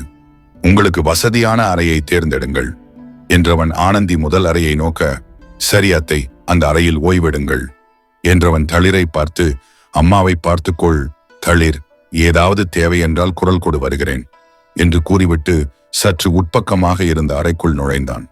அவன் செல்வதை பார்த்து கொண்டு நின்ற பெண்கள் இருவரும் சற்று நேரம் அங்கிருந்த சோபாவில் அமர்ந்திருக்க அழைப்பு மணி ஒலிக்கவும் மெல்ல எழுந்து கதவை திறந்தவள் அங்கே உணவு தட்டோடு காத்திருந்த ஒருவனை கண்டு வியந்த தளிர் பின்னால் இருந்து கம்மின் என்று கூறிய செழியனின் குரலை கேட்டு உணவு கொண்டு வந்த நபர் உள்ளே நுழைய வழிவிட்டு நின்றாள். குளித்து உடைமாற்றி வந்திருந்த செழியன் சிறு புன்னகையோடு, ஏதும் சாப்பிடும் மனநிலையில் நீங்கள் இல்லை, ஆனால் சிறிதேனும் ஏதாவது அருந்த வேண்டி என்பதால் சூப் மற்றும் பழங்கள் அருந்துங்கள் என்று ஆனந்தியை பார்த்து கூறினான். அவன் கூறியதற்கு மறுப்பு கூறும் மனநிலையில் இல்லாத ஆனந்தி பேருக்கு உண்ணலாம் என்று எண்ணி சூப்பை அருந்தினான். அதன் பிறகுதான் தன் பசி தனக்கே தெரியவர செழியனை வியந்து பார்த்தவர் பழங்களை உண்டார். தளிரை உணவருந்த வைத்து தானும் உண்ட செழியன் இருவரிடமும் விடைபெற்று தன் அறைக்குள் முடங்கினான். நாள் முழுவதும் ஏற்பட்ட உணர்ச்சி போராட்டங்களினால் உண்டான அயற்சியினால் உறக்கம் தழுவ தன் அறைக்குள் நுழைந்த ஆனந்தி உடன் வந்த தன் மகளின் முகத்தை கூர்ந்து நோக்கியவர், நீ உங்கள் அறைக்குச் செல் தளிர் என்று கூற அதை கேட்டு சற்றே அதிர்ந்து நோக்கிய தளிரை பார்த்து புன்னகைத்தவர், நான் நன்றாக ஓய்வெடுப்பேன் தளிர், தம்பி இன்றுதான் வெளியூரில் இருந்து வந்திருக்கிறார் என்று கூறி உள்ளே சென்றார். தன் அன்னை உறங்கும் வரை அவரோடு அமர்ந்து பேசிக் கொண்டிருந்த தளிர் அவர் உறங்கிய பின் செழியனின் அறைக்கு சென்றாள். அவசரமாக பேச்சுவார்த்தையை முடித்துக் கொண்டு வந்ததால் அதற்குரிய ஆவணங்களை கட்டிலில் படுத்தபடி முறையாக சரிபார்த்து ரோசிக்கு மின்னஞ்சல் அனுப்பியவிட்டு தன் மடிகணினியை பக்கத்தில் இருந்த முக்காலியில் வைத்தவன் அறை கதவை திறந்து கொண்டு உள்ளே நுழைந்த தளிரை வியந்து பார்த்து, அம்மா உறங்கிவிட்டார்களா என்று கேட்டான். ஆம் என்று தலையசைத்த தளிர் அவன் அருகே அமர்ந்து அவன் கன்னத்தில் ஆழ்ந்த முத்தமிட்டவள், நன்றி அருணன் என்று கூறினாள். அவள் கண்களில் துளிர்த்த நீரை விரல்களால் துடைத்த செழியன், உன் தாய் தந்தையர் எனக்கும் தாய் தந்தையர் தான் தளிர் என்று கூறினாள் என்று கூறி அவள் நெற்றியில் முத்தமிட்டவன் அவள் படுப்பதற்கு இடம் விட்டு தள்ளி படுத்தான். தளிர் உறங்கும் வரை அவள் புருவங்களை நீவி விட்டவன் அவள் உறங்கியதற்கு அறிகுறியாக அவள் மூச்சு சீரானதை உணர்ந்து தானும் கண்கள் மூடினான். பலவித கனவுகளும் காட்சிகளும் கண்முன் விரிய திடுக்கிட்டு விழித்த தளிர் புதிதாக தோன்றிய அறையை சுற்றி பார்த்தவள் நேற்றைய நினைவுகள் ஒன்றன் பின் ஒன்றாக வர அருகில் செழியனை காணாது அதிர்ந்தாள். முன்னறையில் கேட்ட பேச்சு குரல்களை கூர்ந்து கவனித்தவள் மெல்ல எழுந்து முன்னறைக்கு வந்தாள். அங்கே கன்னத்தில் நீர் வழிய தன் அன்னையின் தோளில் சாய்ந்து அமர்ந்திருந்த தன் தங்கையை கண்டவள் சற்று தொலைவில் இருந்த சோபாவில் அமர்ந்து ஏதோ விவாதித்துக் கொண்டிருந்த செழியனையும் சுரேஷையும் கண்டு சித்திர கொடியை சுரேஷ் அழைத்து வந்திருக்கிறான் என்று உணர்ந்து செழியன் அருகில் சென்று அமர்ந்தபடி, எப்பொழுது வந்தாய் கொடி என்று கேட்டவள் தன் அன்னையை கூர்ந்து பார்த்துவிட்டு செழியனை நோக்கி, நாம் மருத்துவமனைக்கு எப்பொழுது கிளம்புவோம் அருணன் என்று கேட்டாள். சுரேஷை நோக்கிய செழியன் கிளம்புவதற்கு எல்லாம் தயாராக இருக்கிறது என்று தலையசைக்க, அனைவரும் குளித்து உணவருந்திய பின் கிளம்பலாம் தளிர் என்று கூற ஆனந்தியை நோக்கிய தளிர், இன்னும் அரை மணி நேரத்தில் அங்கு செல்வோம் அம்மா என்று கூறியவள் தான் ஏதும் மாற்றுடைகள் எடுத்து வராதது நினைவிற்கு வர செழியனை நோக்கினாள். அவள் பார்வையின் பொருளை உணர்ந்தவன் புன்னகையோடு, அனைத்தும் உள்ளே அடுக்கி வைக்கப்பட்டிருக்கின்றன தளிர் என்று கூறினான். எல்லாவற்றையும் எப்படி இவனால் முன்யோசனையோடு நிறைவேற்ற முடிகிறது என்று மனதிற்குள் வியந்தவள் புன்னகைத்தபடி உள்ளே சென்றாள். அனைவரும் உணவருந்தியதும் அவர்களை அழைத்துக் கொண்டு மருத்துவமனைக்கு சென்றான் செழியன். நேற்று முழுவதும் காவல் நிலையத்தில் கார்த்தியின் துப்பறிவாளர்களோடு இணைந்து குமரேசனுக்கு நடந்தது உண்மையில் விபத்துதானா அல்லது ஏதேனும் திட்டமிடப்பட்ட செயலா என்று ஆராய்ந்த கரண் இது சந்தேகத்திற்கு இடமில்லாத ஒரு விபத்து என்ற முடிவுக்கு வந்ததால் நீண்ட மூச்சை இழுத்துவிட்டு தன்னை ஆசுவாசப்படுத்தியவன் அதிகாலையில் விடுதிக்கு வந்து சுரேஷிடம் விபரத்தை கூறிவிட்டு தனக்கு ஒதுக்கப்பட்டுள்ள அறைக்குள் நுழைந்து கட்டிலில் சரிந்தான். அனைவரும் மருத்துவமனைக்கு சென்று காத்திருப்பு அறையில் அமர்ந்திருக்க சற்று நேரத்தில் உள்ளிருந்து வந்த மருத்துவர் தங்களை நோக்கி வருவதை பார்த்து செழியன் எழ மிஸ்டர் குமரேசன் கண்விழித்து விட்டார். தலையில் உள்ள இரத்த கசிவு நின்று விட்டது. மதியம் 4 மணியளவில் அறுவை சிகிச்சை தொடங்கி விடுவோம் என்று கூறினார். அவருக்கு நன்றி தெரிவித்து விடை கொடுத்த செழியன் தளிரிடம் அவள் அன்னையை உள்ளே அழைத்துச் செல்லுமாறு கூறிவிட்டு அவர்கள் உள்ளே சென்றவுடன் அங்கிருந்த நாற்காலியில் அமர்ந்து காத்திருந்தான். அப்பா எப்படி இருக்கிறார்கள் தளிர் என்று கேட்டு அவளை அழைத்துச் சென்று நாற்காலியில் அமரச் செய்து அருகில் இருந்த கவுண்டரில் இருந்து காப்பி வாங்கி அவளை பருகச் செய்து அவள் கூறிய விவரங்களை கேட்டான். மதியம் குறிக்கப்பட்ட நேரத்தில் குமரேசனின் அறுவை சிகிச்சை முடிந்து அவரை அந்த மருத்துவமனையில் உள்ள மிக வசதியான அறைக்கு அழைத்துச் சென்றனர். 2 வாரங்கள் மருத்துவமனையில் இருந்து சிகிச்சை பெற வேண்டும் என்று மருத்துவர்கள் கூறிவிட எப்படியாவது அவரை தங்களோடு அழைத்துச் சென்று விடலாம் என்று முயன்ற செழியன் மருத்துவர்களுடன் பலவித பேச்சுவார்த்தைக்கு பின்னர் 5 நாட்கள் தாங்கள் அவர் குணமடைவதை கண்காணித்துவிட்டு அதன் பிறகு முடிவெடுப்பதாக கூறினர். தளிரின் தந்தைக்கு நேர்ந்த விபத்தால் அவள் அலுவலகத்திலிருந்து நேரே கிளம்பிவிட சுரேஷும் செழியனும் கூட மருத்துவமனைக்கு சென்றுவிட மறுநாள் தான் பின்தொடரும் காரில் உள்ள காரிகையை எப்படியாவது பிடித்துவிட வேண்டும் என்ற உந்துதலால் காலையிலிருந்து அந்த காரை பின்தொடர்ந்த கார்த்தி இரவில் அந்த கார் கண்ணிமைக்கும் நேரத்தில் மையிருட்டில் மறைந்துவிட மதியத்திலிருந்து சாப்பிடாததால் பசி எடுக்கவும் ஒரு உணவு விடுதிக்கு சென்று உணவருந்தினான். காரும் கண்முன்னே மறைந்துவிட அந்த பெண்ணின் கையில் பச்சை குத்தப்பட்டிருந்த வடிவத்தை பற்றியும் எந்தவித விபரமும் அறியாததால் மனதிற்குள் சலித்தவன் உணவருந்தியதும் தன் காரை கிளப்பிக் கொண்டு வீட்டிற்கு சென்றான். வெகு நேரம் கழித்து வந்ததால் அங்கு தனக்காக காத்திருந்த வீட்டு மேலாளர் மேரியிடம் மன்னிப்பு கேட்டுவிட்டு தன் அறைக்கு செல்லும் முன் சற்று நேரம் முன்கூடத்தில் அமர்ந்து தொலைக்காட்சியை இயக்கியவன் தனக்கு சூடாக பால் கொண்டு வந்து கொடுத்த சமையல்காரர் கிரீமுக்கு நன்றி கூறியபடி கையில் வாங்கியவன் அவர் முன்னங்கையில் நீண்ட நங்கூர வடிவில் அதன் தலைப்பகுதியில் ஒரு வில்லும் வாளும் ஒன்றுடன் ஒன்று உராய்வதை போன்ற வடிவத்தில் பச்சை குத்தப்பட்டிருந்ததைக் கண்டு உறைந்தான். 55 ஒரு வாரத்திற்கும் மேலாக தங்களை சுற்ற வைத்த அந்த மர்ம காரில் உள்ள காரிகையை பின்தொடர்ந்த தன் குழுவினர் நாள்தோறும் பல இடங்களுக்கு அவள் அந்த காரில் சுற்றினாலும் எங்குமே காரை விட்டு இறங்கவில்லை. அப்படியே ஏதேனும் தேவைகளுக்காக இறங்கினாலும் பெரும்பாலும் ஆள் நடமாட்டம் அதிகமுள்ள இடத்தில் கூட்டத்தில் கலந்து விடுவதால் அவளை பின்தொடர்பவர்களும் முகத்தையோ வேறு அடையாளங்களையோ காண்பது அரிதாக இருப்பதாக தன் குழுவினர் கூற அதை கேட்டு பொறுமை இழந்த கார்த்தி தானே அவளை பின்தொடர்வதென முடிவெடுத்து களத்தில் இறங்கினான்.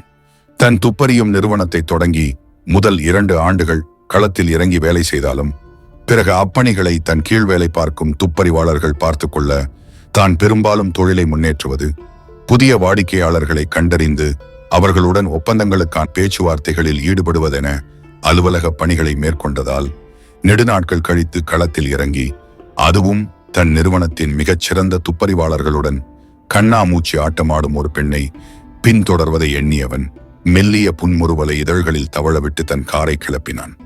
நேற்று அவசரமாக தளிரும் கரணும் கிளம்பிவிட செழியனும் சுரேஷும் அரபு நாடுகளிலிருந்து நேரே தளிரின் தந்தை குமரேசன் சிகிச்சைக்காக அனுமதிக்கப்பட்டிருந்த மருத்துவமனைக்கு சென்றுவிட அலுவலகத்திலிருந்து தன் பணி முடிந்து வந்த நிலாவுடன் உணவருந்திய கார்த்தி அவள் தன் அறைக்குள் முடங்கிய பின் சுரேஷின் அலுவலக அறைக்குள் நுழைந்து அங்குள்ள விரிதிரையில் அந்த பெண்ணின் காணொளியை ஓடவிட்டு மீண்டும் கூர்ந்து பார்த்தான்.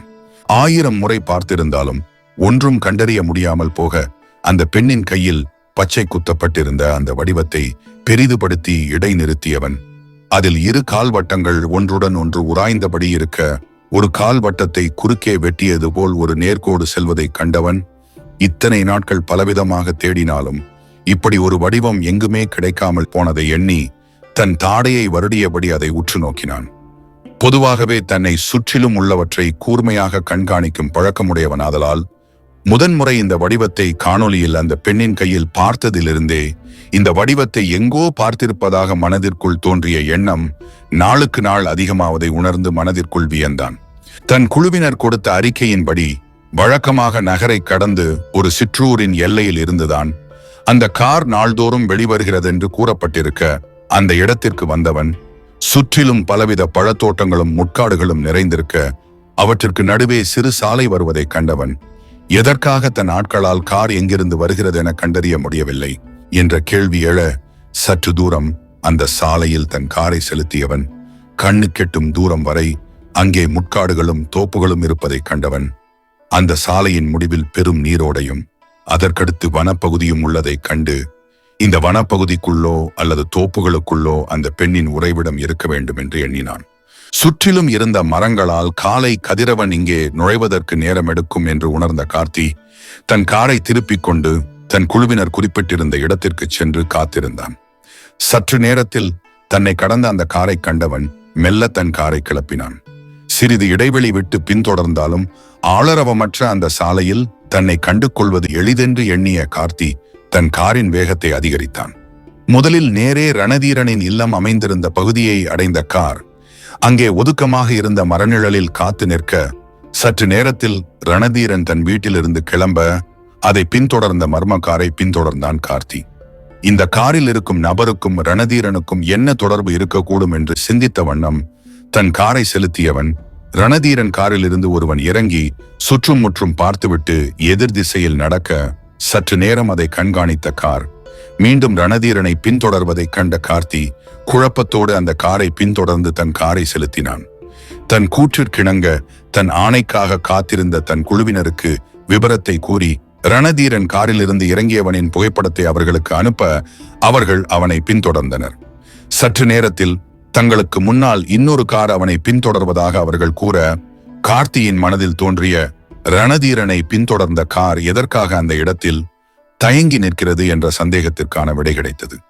தான் ஏற்கனவே எண்ணியபடி அந்த மர்ம காரில் வலம் வரும் காரிகை தனியாளாக இந்த வேலையை செய்வது கடினம் என்பதற்கு இணங்க அவள் அளித்த தகவலின் பேரில் ரணதீரனின் ஆளை பின்தொடர மற்றொரு கார் வந்ததை அறிந்த கார்த்தியின் மனதிற்குள் இனம் புரியாத உணர்ச்சி தோன்ற இதழ்விரிய புன்னகைத்தவன் கணக்காரியமாக அந்த காரிகையை பின்தொடர்ந்தான். நாள் முழுவதும் பல இடங்களுக்கு சுற்றிய பின் மாலை மீண்டும் அந்த தோப்புகள் நிறைந்த சாலை நோக்கி அந்த கார் செல்ல மனதில் சற்று சலிப்போடு பின்தொடர்ந்தவன் இருள் சூழ்ந்த வேளை அந்த கார் குறிப்பிட்ட இடத்தில் மறைய ஸ்டீயரிங்கில் ஓங்கி குத்திவிட்டு தன் காரை கிளப்பினான். வழியில் ஒரு உணவகத்தில் உணவருந்தியவன் அந்த பெண்ணை பற்றியும் அவள் கையில் இருந்த வடிவத்தை பற்றியும் சிந்தித்தபடி தென் மனம் போன போக்கில் தன் காரை செலுத்தியவன் நள்ளிரவு நெருங்கும் வேளை வீட்டை அடைந்தான்.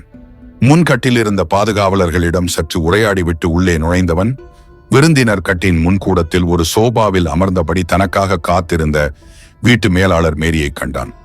தன் தாய் வயது நிரம்பிய அந்த பெண்மணி கவலை படர்ந்த முகத்தோடு காத்திருப்பதை கண்டவன் தான் வருவதற்கு நேரம் எடுக்கும் என்று அவரிடம் கூறாமல் விட்டதை எண்ணி மனதிற்குள் நொந்தபடி, சாரி ஆண்டி, நான் வருவதற்கு நேரமாகும் என்று நான் உங்களுக்கு முன்பே கூறியிருக்க வேண்டும் என்று கூறியவன் குரலில் ஒருவித குற்ற உணர்ச்சி இருப்பதைக் கண்ட மேரி, என்ன தம்பி, இதற்கெல்லாம் மன்னிப்பு கேட்டுக்கொண்டு நீங்கள் உணவருந்தினீர்களா, இல்லை கரீமை ஏதோ ஒன்று செய்ய சொல்லட்டுமா என்று கேட்டார்.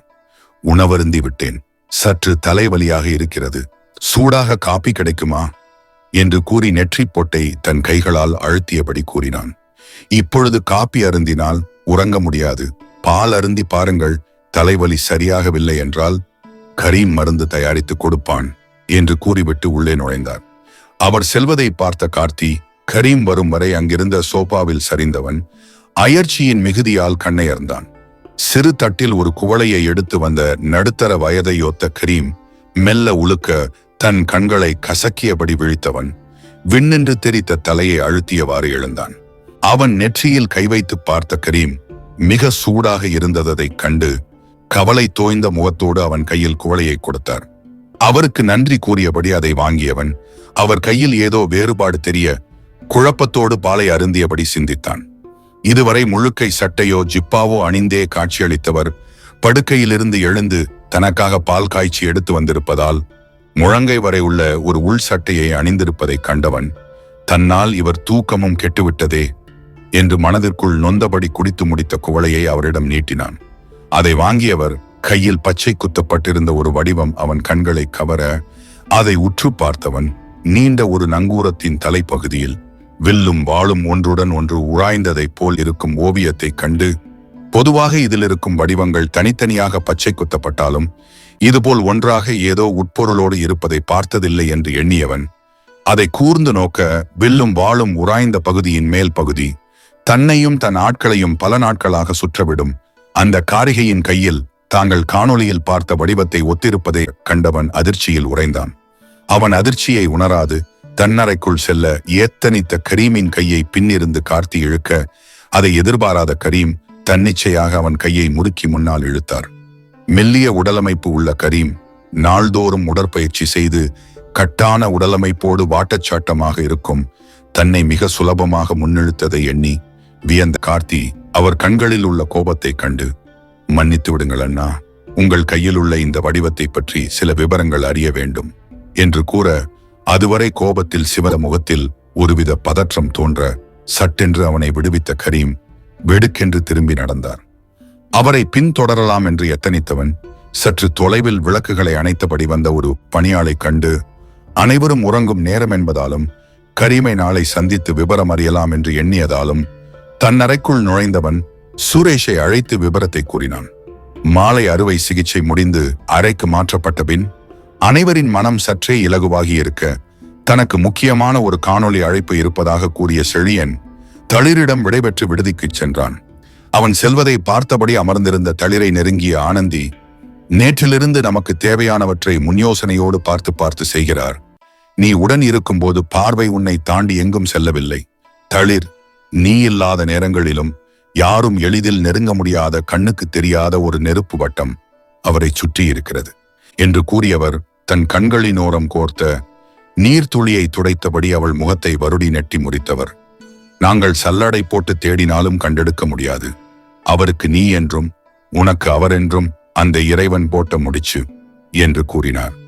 பொதுவாக கணீர் என்று பேசும் தன் அன்னை எதிர்பாராத வேளை இவ்வாறு மனம் நெகிழ்ந்து பேசுவதை வியந்து பார்த்த தளிர் அவர் கூறியது 100% உண்மை என்று உணர்ந்ததால் மெல்லியதாக புன்னகைத்தாள். நேற்று செழியன் வந்ததிலிருந்து அனைத்து விபரங்களையும் அவனே பொறுப்பெடுத்து செய்கிறான் என்று அறிந்திருந்த தளிரின் மனதில் நேற்றிலிருந்து அவன் நடவடிக்கையில் ஏதோ ஒருவித மாற்றம் தெரிவதாக ஒரு உறுத்தல் இருப்பதை அவளால் உதர முடியாமல் இருந்தது. வழக்கமாக தன் அருகாமையிலே இருக்க வேண்டும் என்று எண்ணும் செழியன் இப்பொழுது முடிந்த அளவு தன்னை விட்டு ஒதுங்கி இருப்பதாக உணர்ந்தவள். ஆனால் இங்கே இருக்கும் சூழ்நிலையில்தான் குடும்பத்தினரோடு இருக்குமாறு வழி செய்து அவன் ஒதுங்குகிறான் என்று எண்ணியவள் அவனிடம் தோன்றிய சிறு விலகலும் தன்னை வருத்துவதை உணர்ந்து மனதுக்குள் வருந்தினாள். தொழில் தொடர்பான காணொளி அழைப்பு முடிந்ததும் சுரேஷை அழைத்த செழியன் ஏறத்தாழ அரை மணி நேரம் நீண்ட பேச்சுவார்த்தையில் இறங்கினான். அது முடிந்ததும் தன் கை கடிகாரத்தில் மணியை பார்த்தவன் மணி 8:10 என்று கண்டு உடனடியாக சுரேஷை அழைத்து கொண்டு மருத்துவமனைக்கு விரைந்தான். செவிலியர் அளித்த உணவை தன் மாமனார் உண்ணும் வரை அனைவரோடும் அமர்ந்து பேசிக் கொண்டிருந்தவன் தன் கைபேசியில் வந்த அழைப்பை எடுத்து சற்று ஒதுக்கமாக இருந்த சாளரத்தின் அருகே நின்று தாழ்ந்த குரலில் பேசினான். தன் தந்தை உணவருந்தி மருந்தை உண்டு கண்ணையறவும் கிளம்பலாம் என்று ஆனந்தி கூற செழியனை அழைக்க வந்த தளிர் தன் தோளில் கை வைக்க சற்றே திடுக்கிட்ட செழியன் மெல்லிய புன்னகையோடு அவளை ஒற்றை கையால் அணைத்தவன் அழைப்பை துண்டித்துவிட்டு அனைவரையும் அழைத்து கொண்டு விடுதிக்கு வந்தான். அனைவரும் உணவருந்தி அவரவர் அறைக்குள் முடங்க தன் அன்னை உறங்கியவுடன் அறைக்கு வந்த தளிர் தன் மடிக்கணினியில் மும்முரமாக அச்சடித்தபடி யாரிடமோ உரையாடிக் கொண்டிருந்த தன் கணவனை கண்ட தளிர் புன்னகைத்தபடி அவனருகில் வந்தமர்ந்து அவன் கன்னத்தில் ஆழ்ந்த முத்தமிட்டு, என் கண்ணன் மிகவும் மும்முரமாக ஏதோ செய்வதாக தெரிகிறது என்று கேட்டாள். வழக்கமான வேலைதான் தளிர். அப்பா நன்றாக உணவருந்தினார்களா? அம்மா உறங்கிவிட்டார்களா? கொடி என்ன செய்கிறாள்? அடுத்த வாரம் ஏதோ இன்டர்னல்ஸ் இருப்பதாக கூறினாளே என்று கேட்க அவனை காதல் பெருக பார்த்த தளிர் மீண்டும் அவன் கன்னத்தில் முத்தமிட்டு, ஐ லவ் யூ அருணன் என்று கூற முதன்முறை அவள் கூறிய ஐ லவ் யூவை கண்கள் மூடி செழியன் அனுபவிக்க ரெஃப்ரெஷ் செய்வதற்காக குளியலறைக்குள் நுழைந்தாள். அவள் செல்வதை உறுதி செய்த செழியன் தன் மடிக்கணினியில் தான் செய்து கொண்டிருந்த வேலையில் மூழ்கினான்.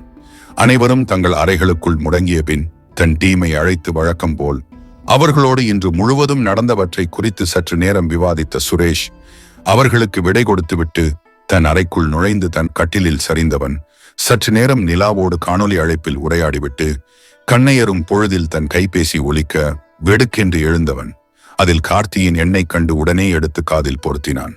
அவன் கூறியவற்றை பொறுமையாக கேட்ட சுரேஷ் அவனை கரீமிடம் எதுவும் கேட்க வேண்டாம் என்று கூறியவன் தான் ஃபாதர் மைக்கேலிடம் இதை பற்றி விசாரிப்பதாக கூறிய அழைப்பை துண்டித்தான்.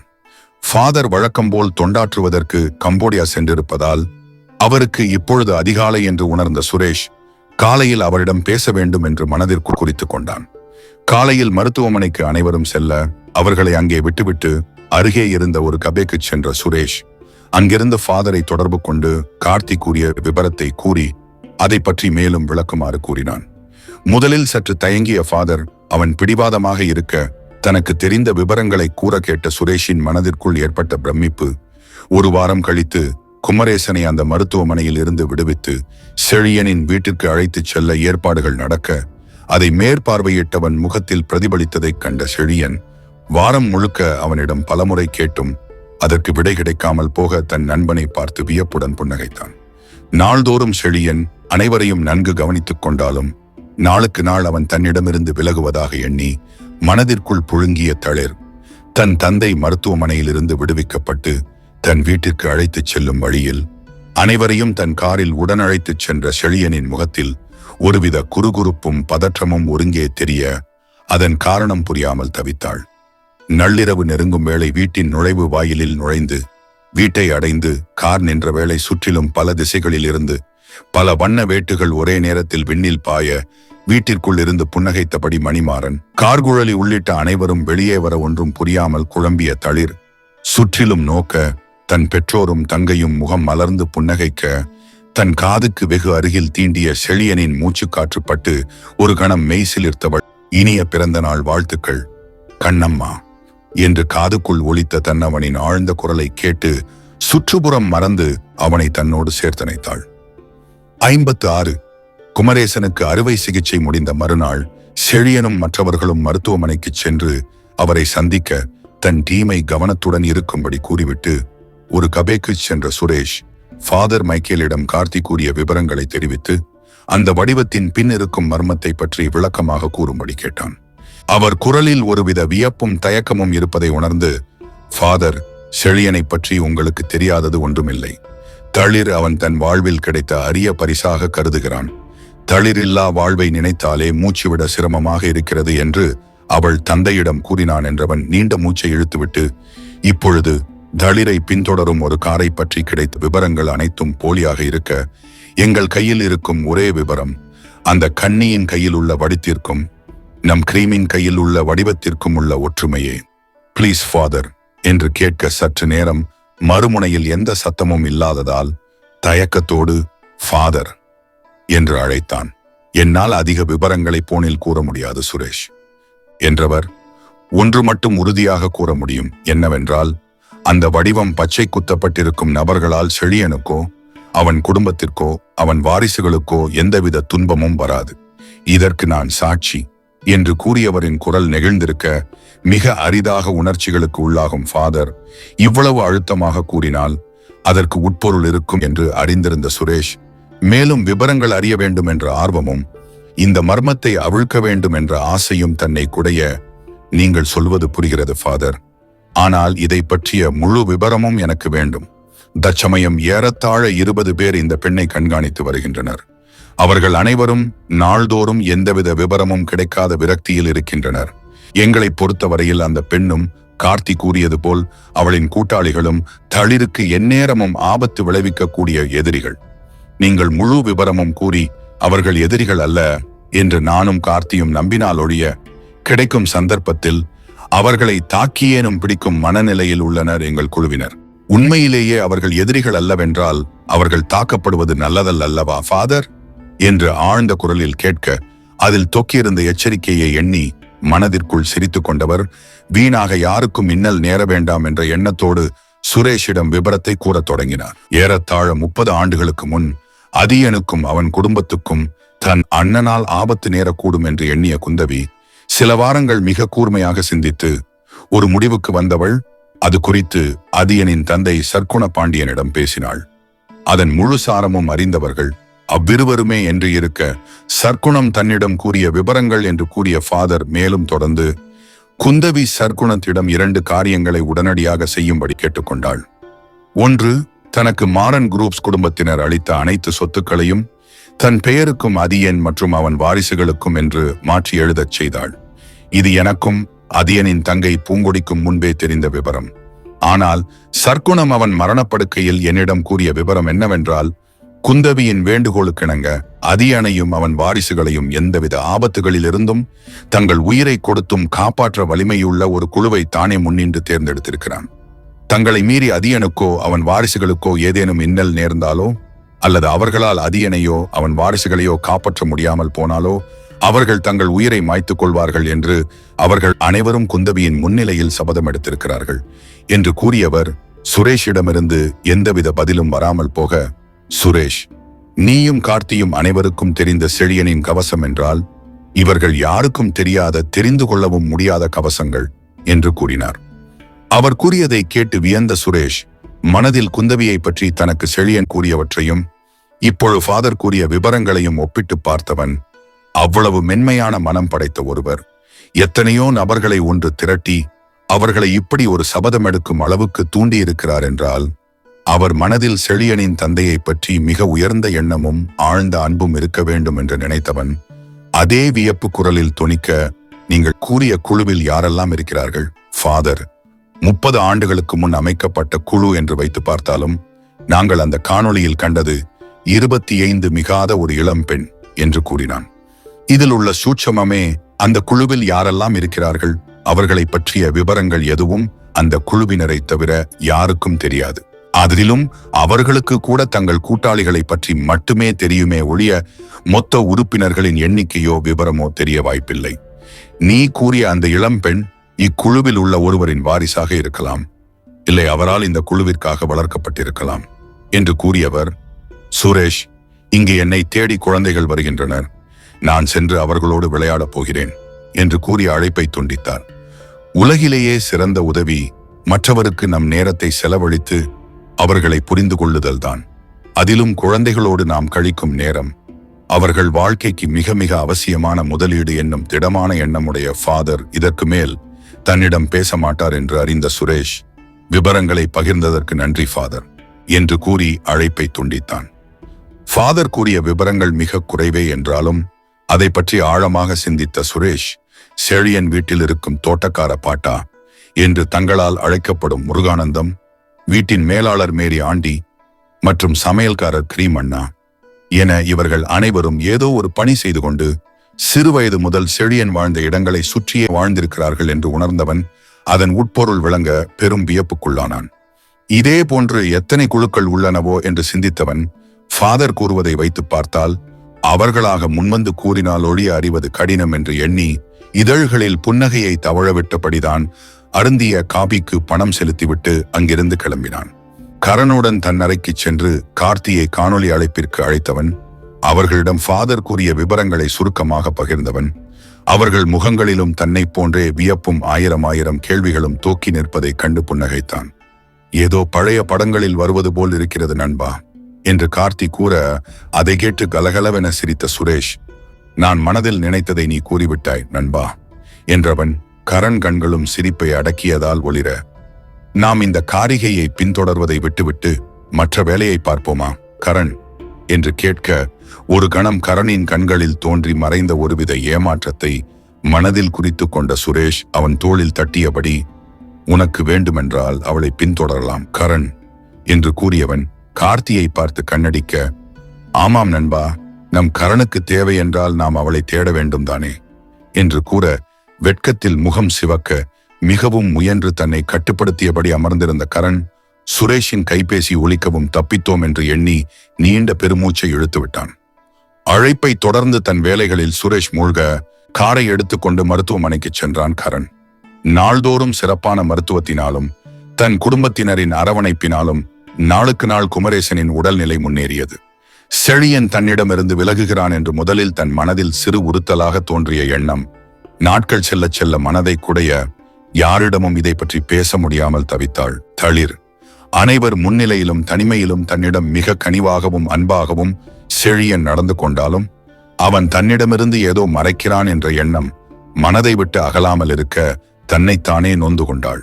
நினைத்து பார்த்தால் தான் அவனை நெருங்கும் போது அவனிடம் ஒருவித பதற்றம் தெரிவதாக எண்ணியவள், அதை தவிர ஓரிரு முறை அவன் கைபேசியில் பேசிக் கொண்டிருந்த போது தான் அவன் அருகில் சென்ற வேளை உடனடியாக அதை துண்டித்ததை நினைத்து குழம்பினாள். தன் தந்தை உணவருந்தி சற்று ஓய்வெடுக்க அன்னையும் தங்கையும் சோபாவில் அமர்ந்தபடி உறங்க, அலுவலக வேலையாக செழியன் அறையில் இருக்க ஒற்றை நாற்காலியில் அமர்ந்து ஆழ்ந்த சிந்தனையில் இருந்த தளிர் செழியனிடமே நேரில் கேட்கலாம் என்று எண்ணி அந்த சிந்தனைகளுக்கு முற்றுப்புள்ளி வைத்துவிட்டு தன் கைபேசியில் முகநூல் மற்றும் படவரியில் உள்ள செய்தி ஊட்டங்களை பார்த்தாள். மதியம் தன் அழைப்புகள் முடிந்தபின் மருத்துவமனைக்கு வந்த செழியன் தேநீர் அருந்தும் நேரம் என்பதால் தான் தங்கியிருந்த விடுதியில் இருந்து கொண்டு வந்த சில தின்பண்டங்களை ஆனந்தியிடம் கொடுத்தவன் அறையில் தளிரை காணாது திகைத்தான். கொடியுடன் கீழ்த்தளத்தில் உள்ள உணவகத்திற்கு சென்றிருப்பதாக கூறினார். தளிரின் மெய்காப்பாளர்களுடன் சென்றிருப்பார்கள் என்று அறிந்திருந்த செழியன் இதுதான் சரியான நேரம் என்று தளிரின் பிறந்த நாள் கொண்டாட்டத்திற்காக தான் செய்திருக்கும் ஏற்பாடுகளை பற்றி கூற பெரியவர்கள் இருவரும் ஆர்வமுடன் அதில் இணைந்து கொண்டனர். தலைமை மருத்துவர் தன்னை அழைப்பதாக ஒரு செவிலியர் வந்து கூற உடனே கிளம்பியவன் வழியில் சந்தித்த தளிரை உடன் அழைத்து கொண்டு தலைமை மருத்துவரின் அறைக்கு சென்றான். அறுவை சிகிச்சை முடிந்து 5 நாட்களில் குமரேசனின் உடல்நிலையில் எதிர்பார்த்ததை விட விரைவாக முன்னேற்றம் இருப்பதாக கூறிய தலைமை மருத்துவர் 2 நாட்களில் தையல் பிரித்த பிறகு வீட்டிற்கு அழைத்துச் செல்வது பற்றி உறுதியாக கூறுவதாக கூறி அவர்களுக்கு விடை கொடுக்க மகிழ்ச்சியான செய்தியை உடனடியாக அனைவரிடமும் தெரிவிக்கும்படி தன்னிடம் கூறிய செழியன் தன் கைபேசியில் யாரையோ அழைத்தபடி வேறு திசையில் சென்றவனை வியப்புடன் பார்த்தவள் தன் தலையை இடம்பலமாக அசைத்தபடி தன் தந்தையின் அறைக்கு சென்றாள். தன் பெற்றோரிடம் மருத்துவர் தெரிவித்ததை கூறிய தளிர் செழியன் எங்கே என ஆனந்தி கேட்க அவன் ஒரு அழைப்பில் இருப்பதாக எங்கோ பார்த்தபடி கூறினாள். 2 நாட்களில் கட்டை பிரித்து உள்ளே புண்ணாரத் தொடங்கியிருந்ததை கண்ட மருத்துவர்கள் குமரேசனை 2 நாட்களில் விடுவிப்பதாக கூறினர். அடுத்த 2 நாட்கள் செழியன் எந்தவித பதற்றமும் இல்லாமல் இயல்பாக இருந்ததாக எண்ணிய தளிர் தன் தந்தையை விடுவித்து அழைத்துச் செல்வதற்குரிய வழிமுறைகள் முடித்துக் கொண்டு வந்த செழியன் அனைவரையும் அழைத்துக் கொண்டு மருத்துவமனையில் இருந்து கிளம்பினான். மாலை 5 மணியளவில் ஓட்டுநர் இருக்கையில் கம்பீரமாக அமர்ந்து தன்னை பார்த்து புன்னகைத்த தன்னவனை கண்ட தளிர் 300 முறை அவன் காரை செலுத்தியது நினைவிற்கு வர தன் பெற்றோரும் தங்கையும் வசதியாக அமர உதவிவிட்டு ஆர்வமாக தன் அருகே வந்தவளை கண்டு புன்னகைத்தபடி காரை கிளப்பினான். செழியன். தங்களுக்கு முன்னே உள்ள காரில் சுரேஷும் பின்னே உள்ள காரில் கரணும் வர முன்னும் பின்னுமாக மொத்தம் 5 கார்கள் வரிசையாக செல்ல பயணித்தவர்கள் வழியில் ஒரு உணவகத்தில் இரவு உணவை முடித்துவிட்டு நள்ளிரவு நெருங்கும் வேளை செழியன் வீட்டின் நுழைவு வாயிலை கடந்து உள்ளே சென்றனர். உணவருந்திய பின் அனைவரும் ஒருவர் பின் ஒருவராக கண்ணையற அதை பார்த்து புன்னகைத்த செழியன் தன்னை பார்த்தபடி காதலோடு அமர்ந்திருந்த தளிரின் கையை தன் கையோடு கோர்த்து அவள் முன்னங்கையில் முத்தமிட்டான்.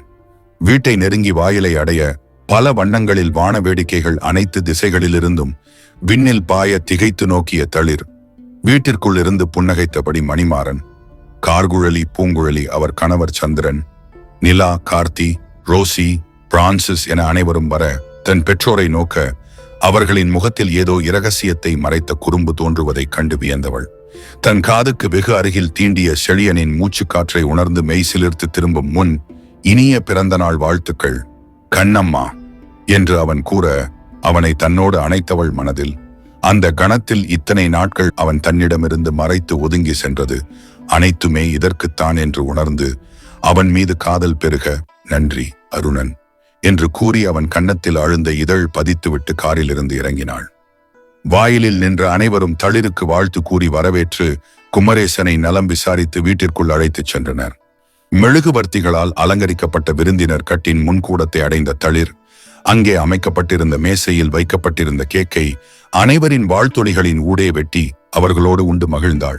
சற்று நேரத்தில் இரவுக்கான கொண்டாட்டங்கள் முடிந்து அவரவர் அறைகளுக்கு செல்ல செழியனுடன் தங்கள் கட்டிற்கு சென்ற தளிர் உள்ளே சென்ற மறுகணம் அவனை அணைத்தபடி அவன் இதழ்களை தன் இதழ்களால் சிறையெடுத்தாள். மனம் முழுக்க தன் தந்தையின் மருத்துவத்திற்கும் அதையொட்டி தங்கள் குடும்பத்துக்கு தேவையான அனைத்தையும் செய்தவன் இவற்றிற்கு இடையே தன் பிறந்த நாளைதானே மறந்திருக்க அதை நினைவு வைத்து அதற்கான கொண்டாட்டத்திற்கு ஏற்பாடு செய்ததை எண்ணி அதனால் உண்டான இன்ப அதிர்ச்சியும் களிப்பும் நிறைந்திருக்க அவனை முத்தமிட்டவள் சற்று நேரத்தில் அவனை விடுவிக்க புன்னகைத்தபடி அவளை நோக்கியவன் பரிசுத்தாள் சுற்றிய ஒரு சிறு பெட்டியை கொடுத்து அவள் முகத்தை கூர்ந்து நோக்கியபடி நிற்க அதை திறந்த தளிர் உள்ளிருந்த பரிசை கண்டு வியந்து விழி விரித்து நோக்கினாள். 57 தன் தந்தையின் சிகிச்சையை ஒட்டி அனைவரின் தேவைகளையும் பார்த்து பார்த்து செய்த செழியன் தன்னிடம் ஏதோ மறைக்கிறான், தன்னிடமிருந்து ஒதுங்குகிறான் என்று ஒரு வாரத்திற்கும் மேலாக எண்ணி மனதிற்குள் புழுங்கிய தளிர் தானே மறந்திருந்த தன் பிறந்த நாளை இவ்வளவு சிறப்பாக கொண்டாடி இவை அனைத்தும் தனக்கு இன்ப அதிர்ச்சியாக இருக்க வேண்டும் என்று இரு குடும்பத்தாருடன் இணைந்து மிக முயன்றிருக்கிறான் என்று உணர்ந்தவள் மனம் நெகிழ்ந்திருக்க விருந்தினர் கட்டில் கேக் வெட்டி அனைவருடனும் கொண்டாடினாள்.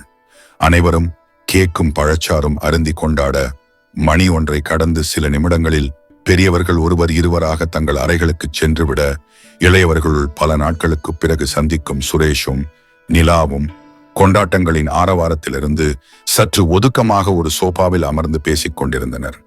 கார்த்தி ரோசி தம்பதியினருடன் உரையாடிக் கொண்டிருக்க அவர்கள் அனைவரையும் புன்னகையுடன் பார்த்த தளிர் இவை அனைத்தையும் துளி விபரம் கூட தனக்கு தெரியாத வண்ணம் செய்து முடித்துவிட்டு ஒன்றும் தெரியாத சிறுவன் போல் ஒரு ஒற்றை நாற்காலியில் அமர்ந்திருந்த தன் கணவனை கண்டவள் அவனை நெருங்கி ஒற்றை பார்வை வீசிவிட்டு தங்கள் கட்டிற்குள் நுழைந்தாள்.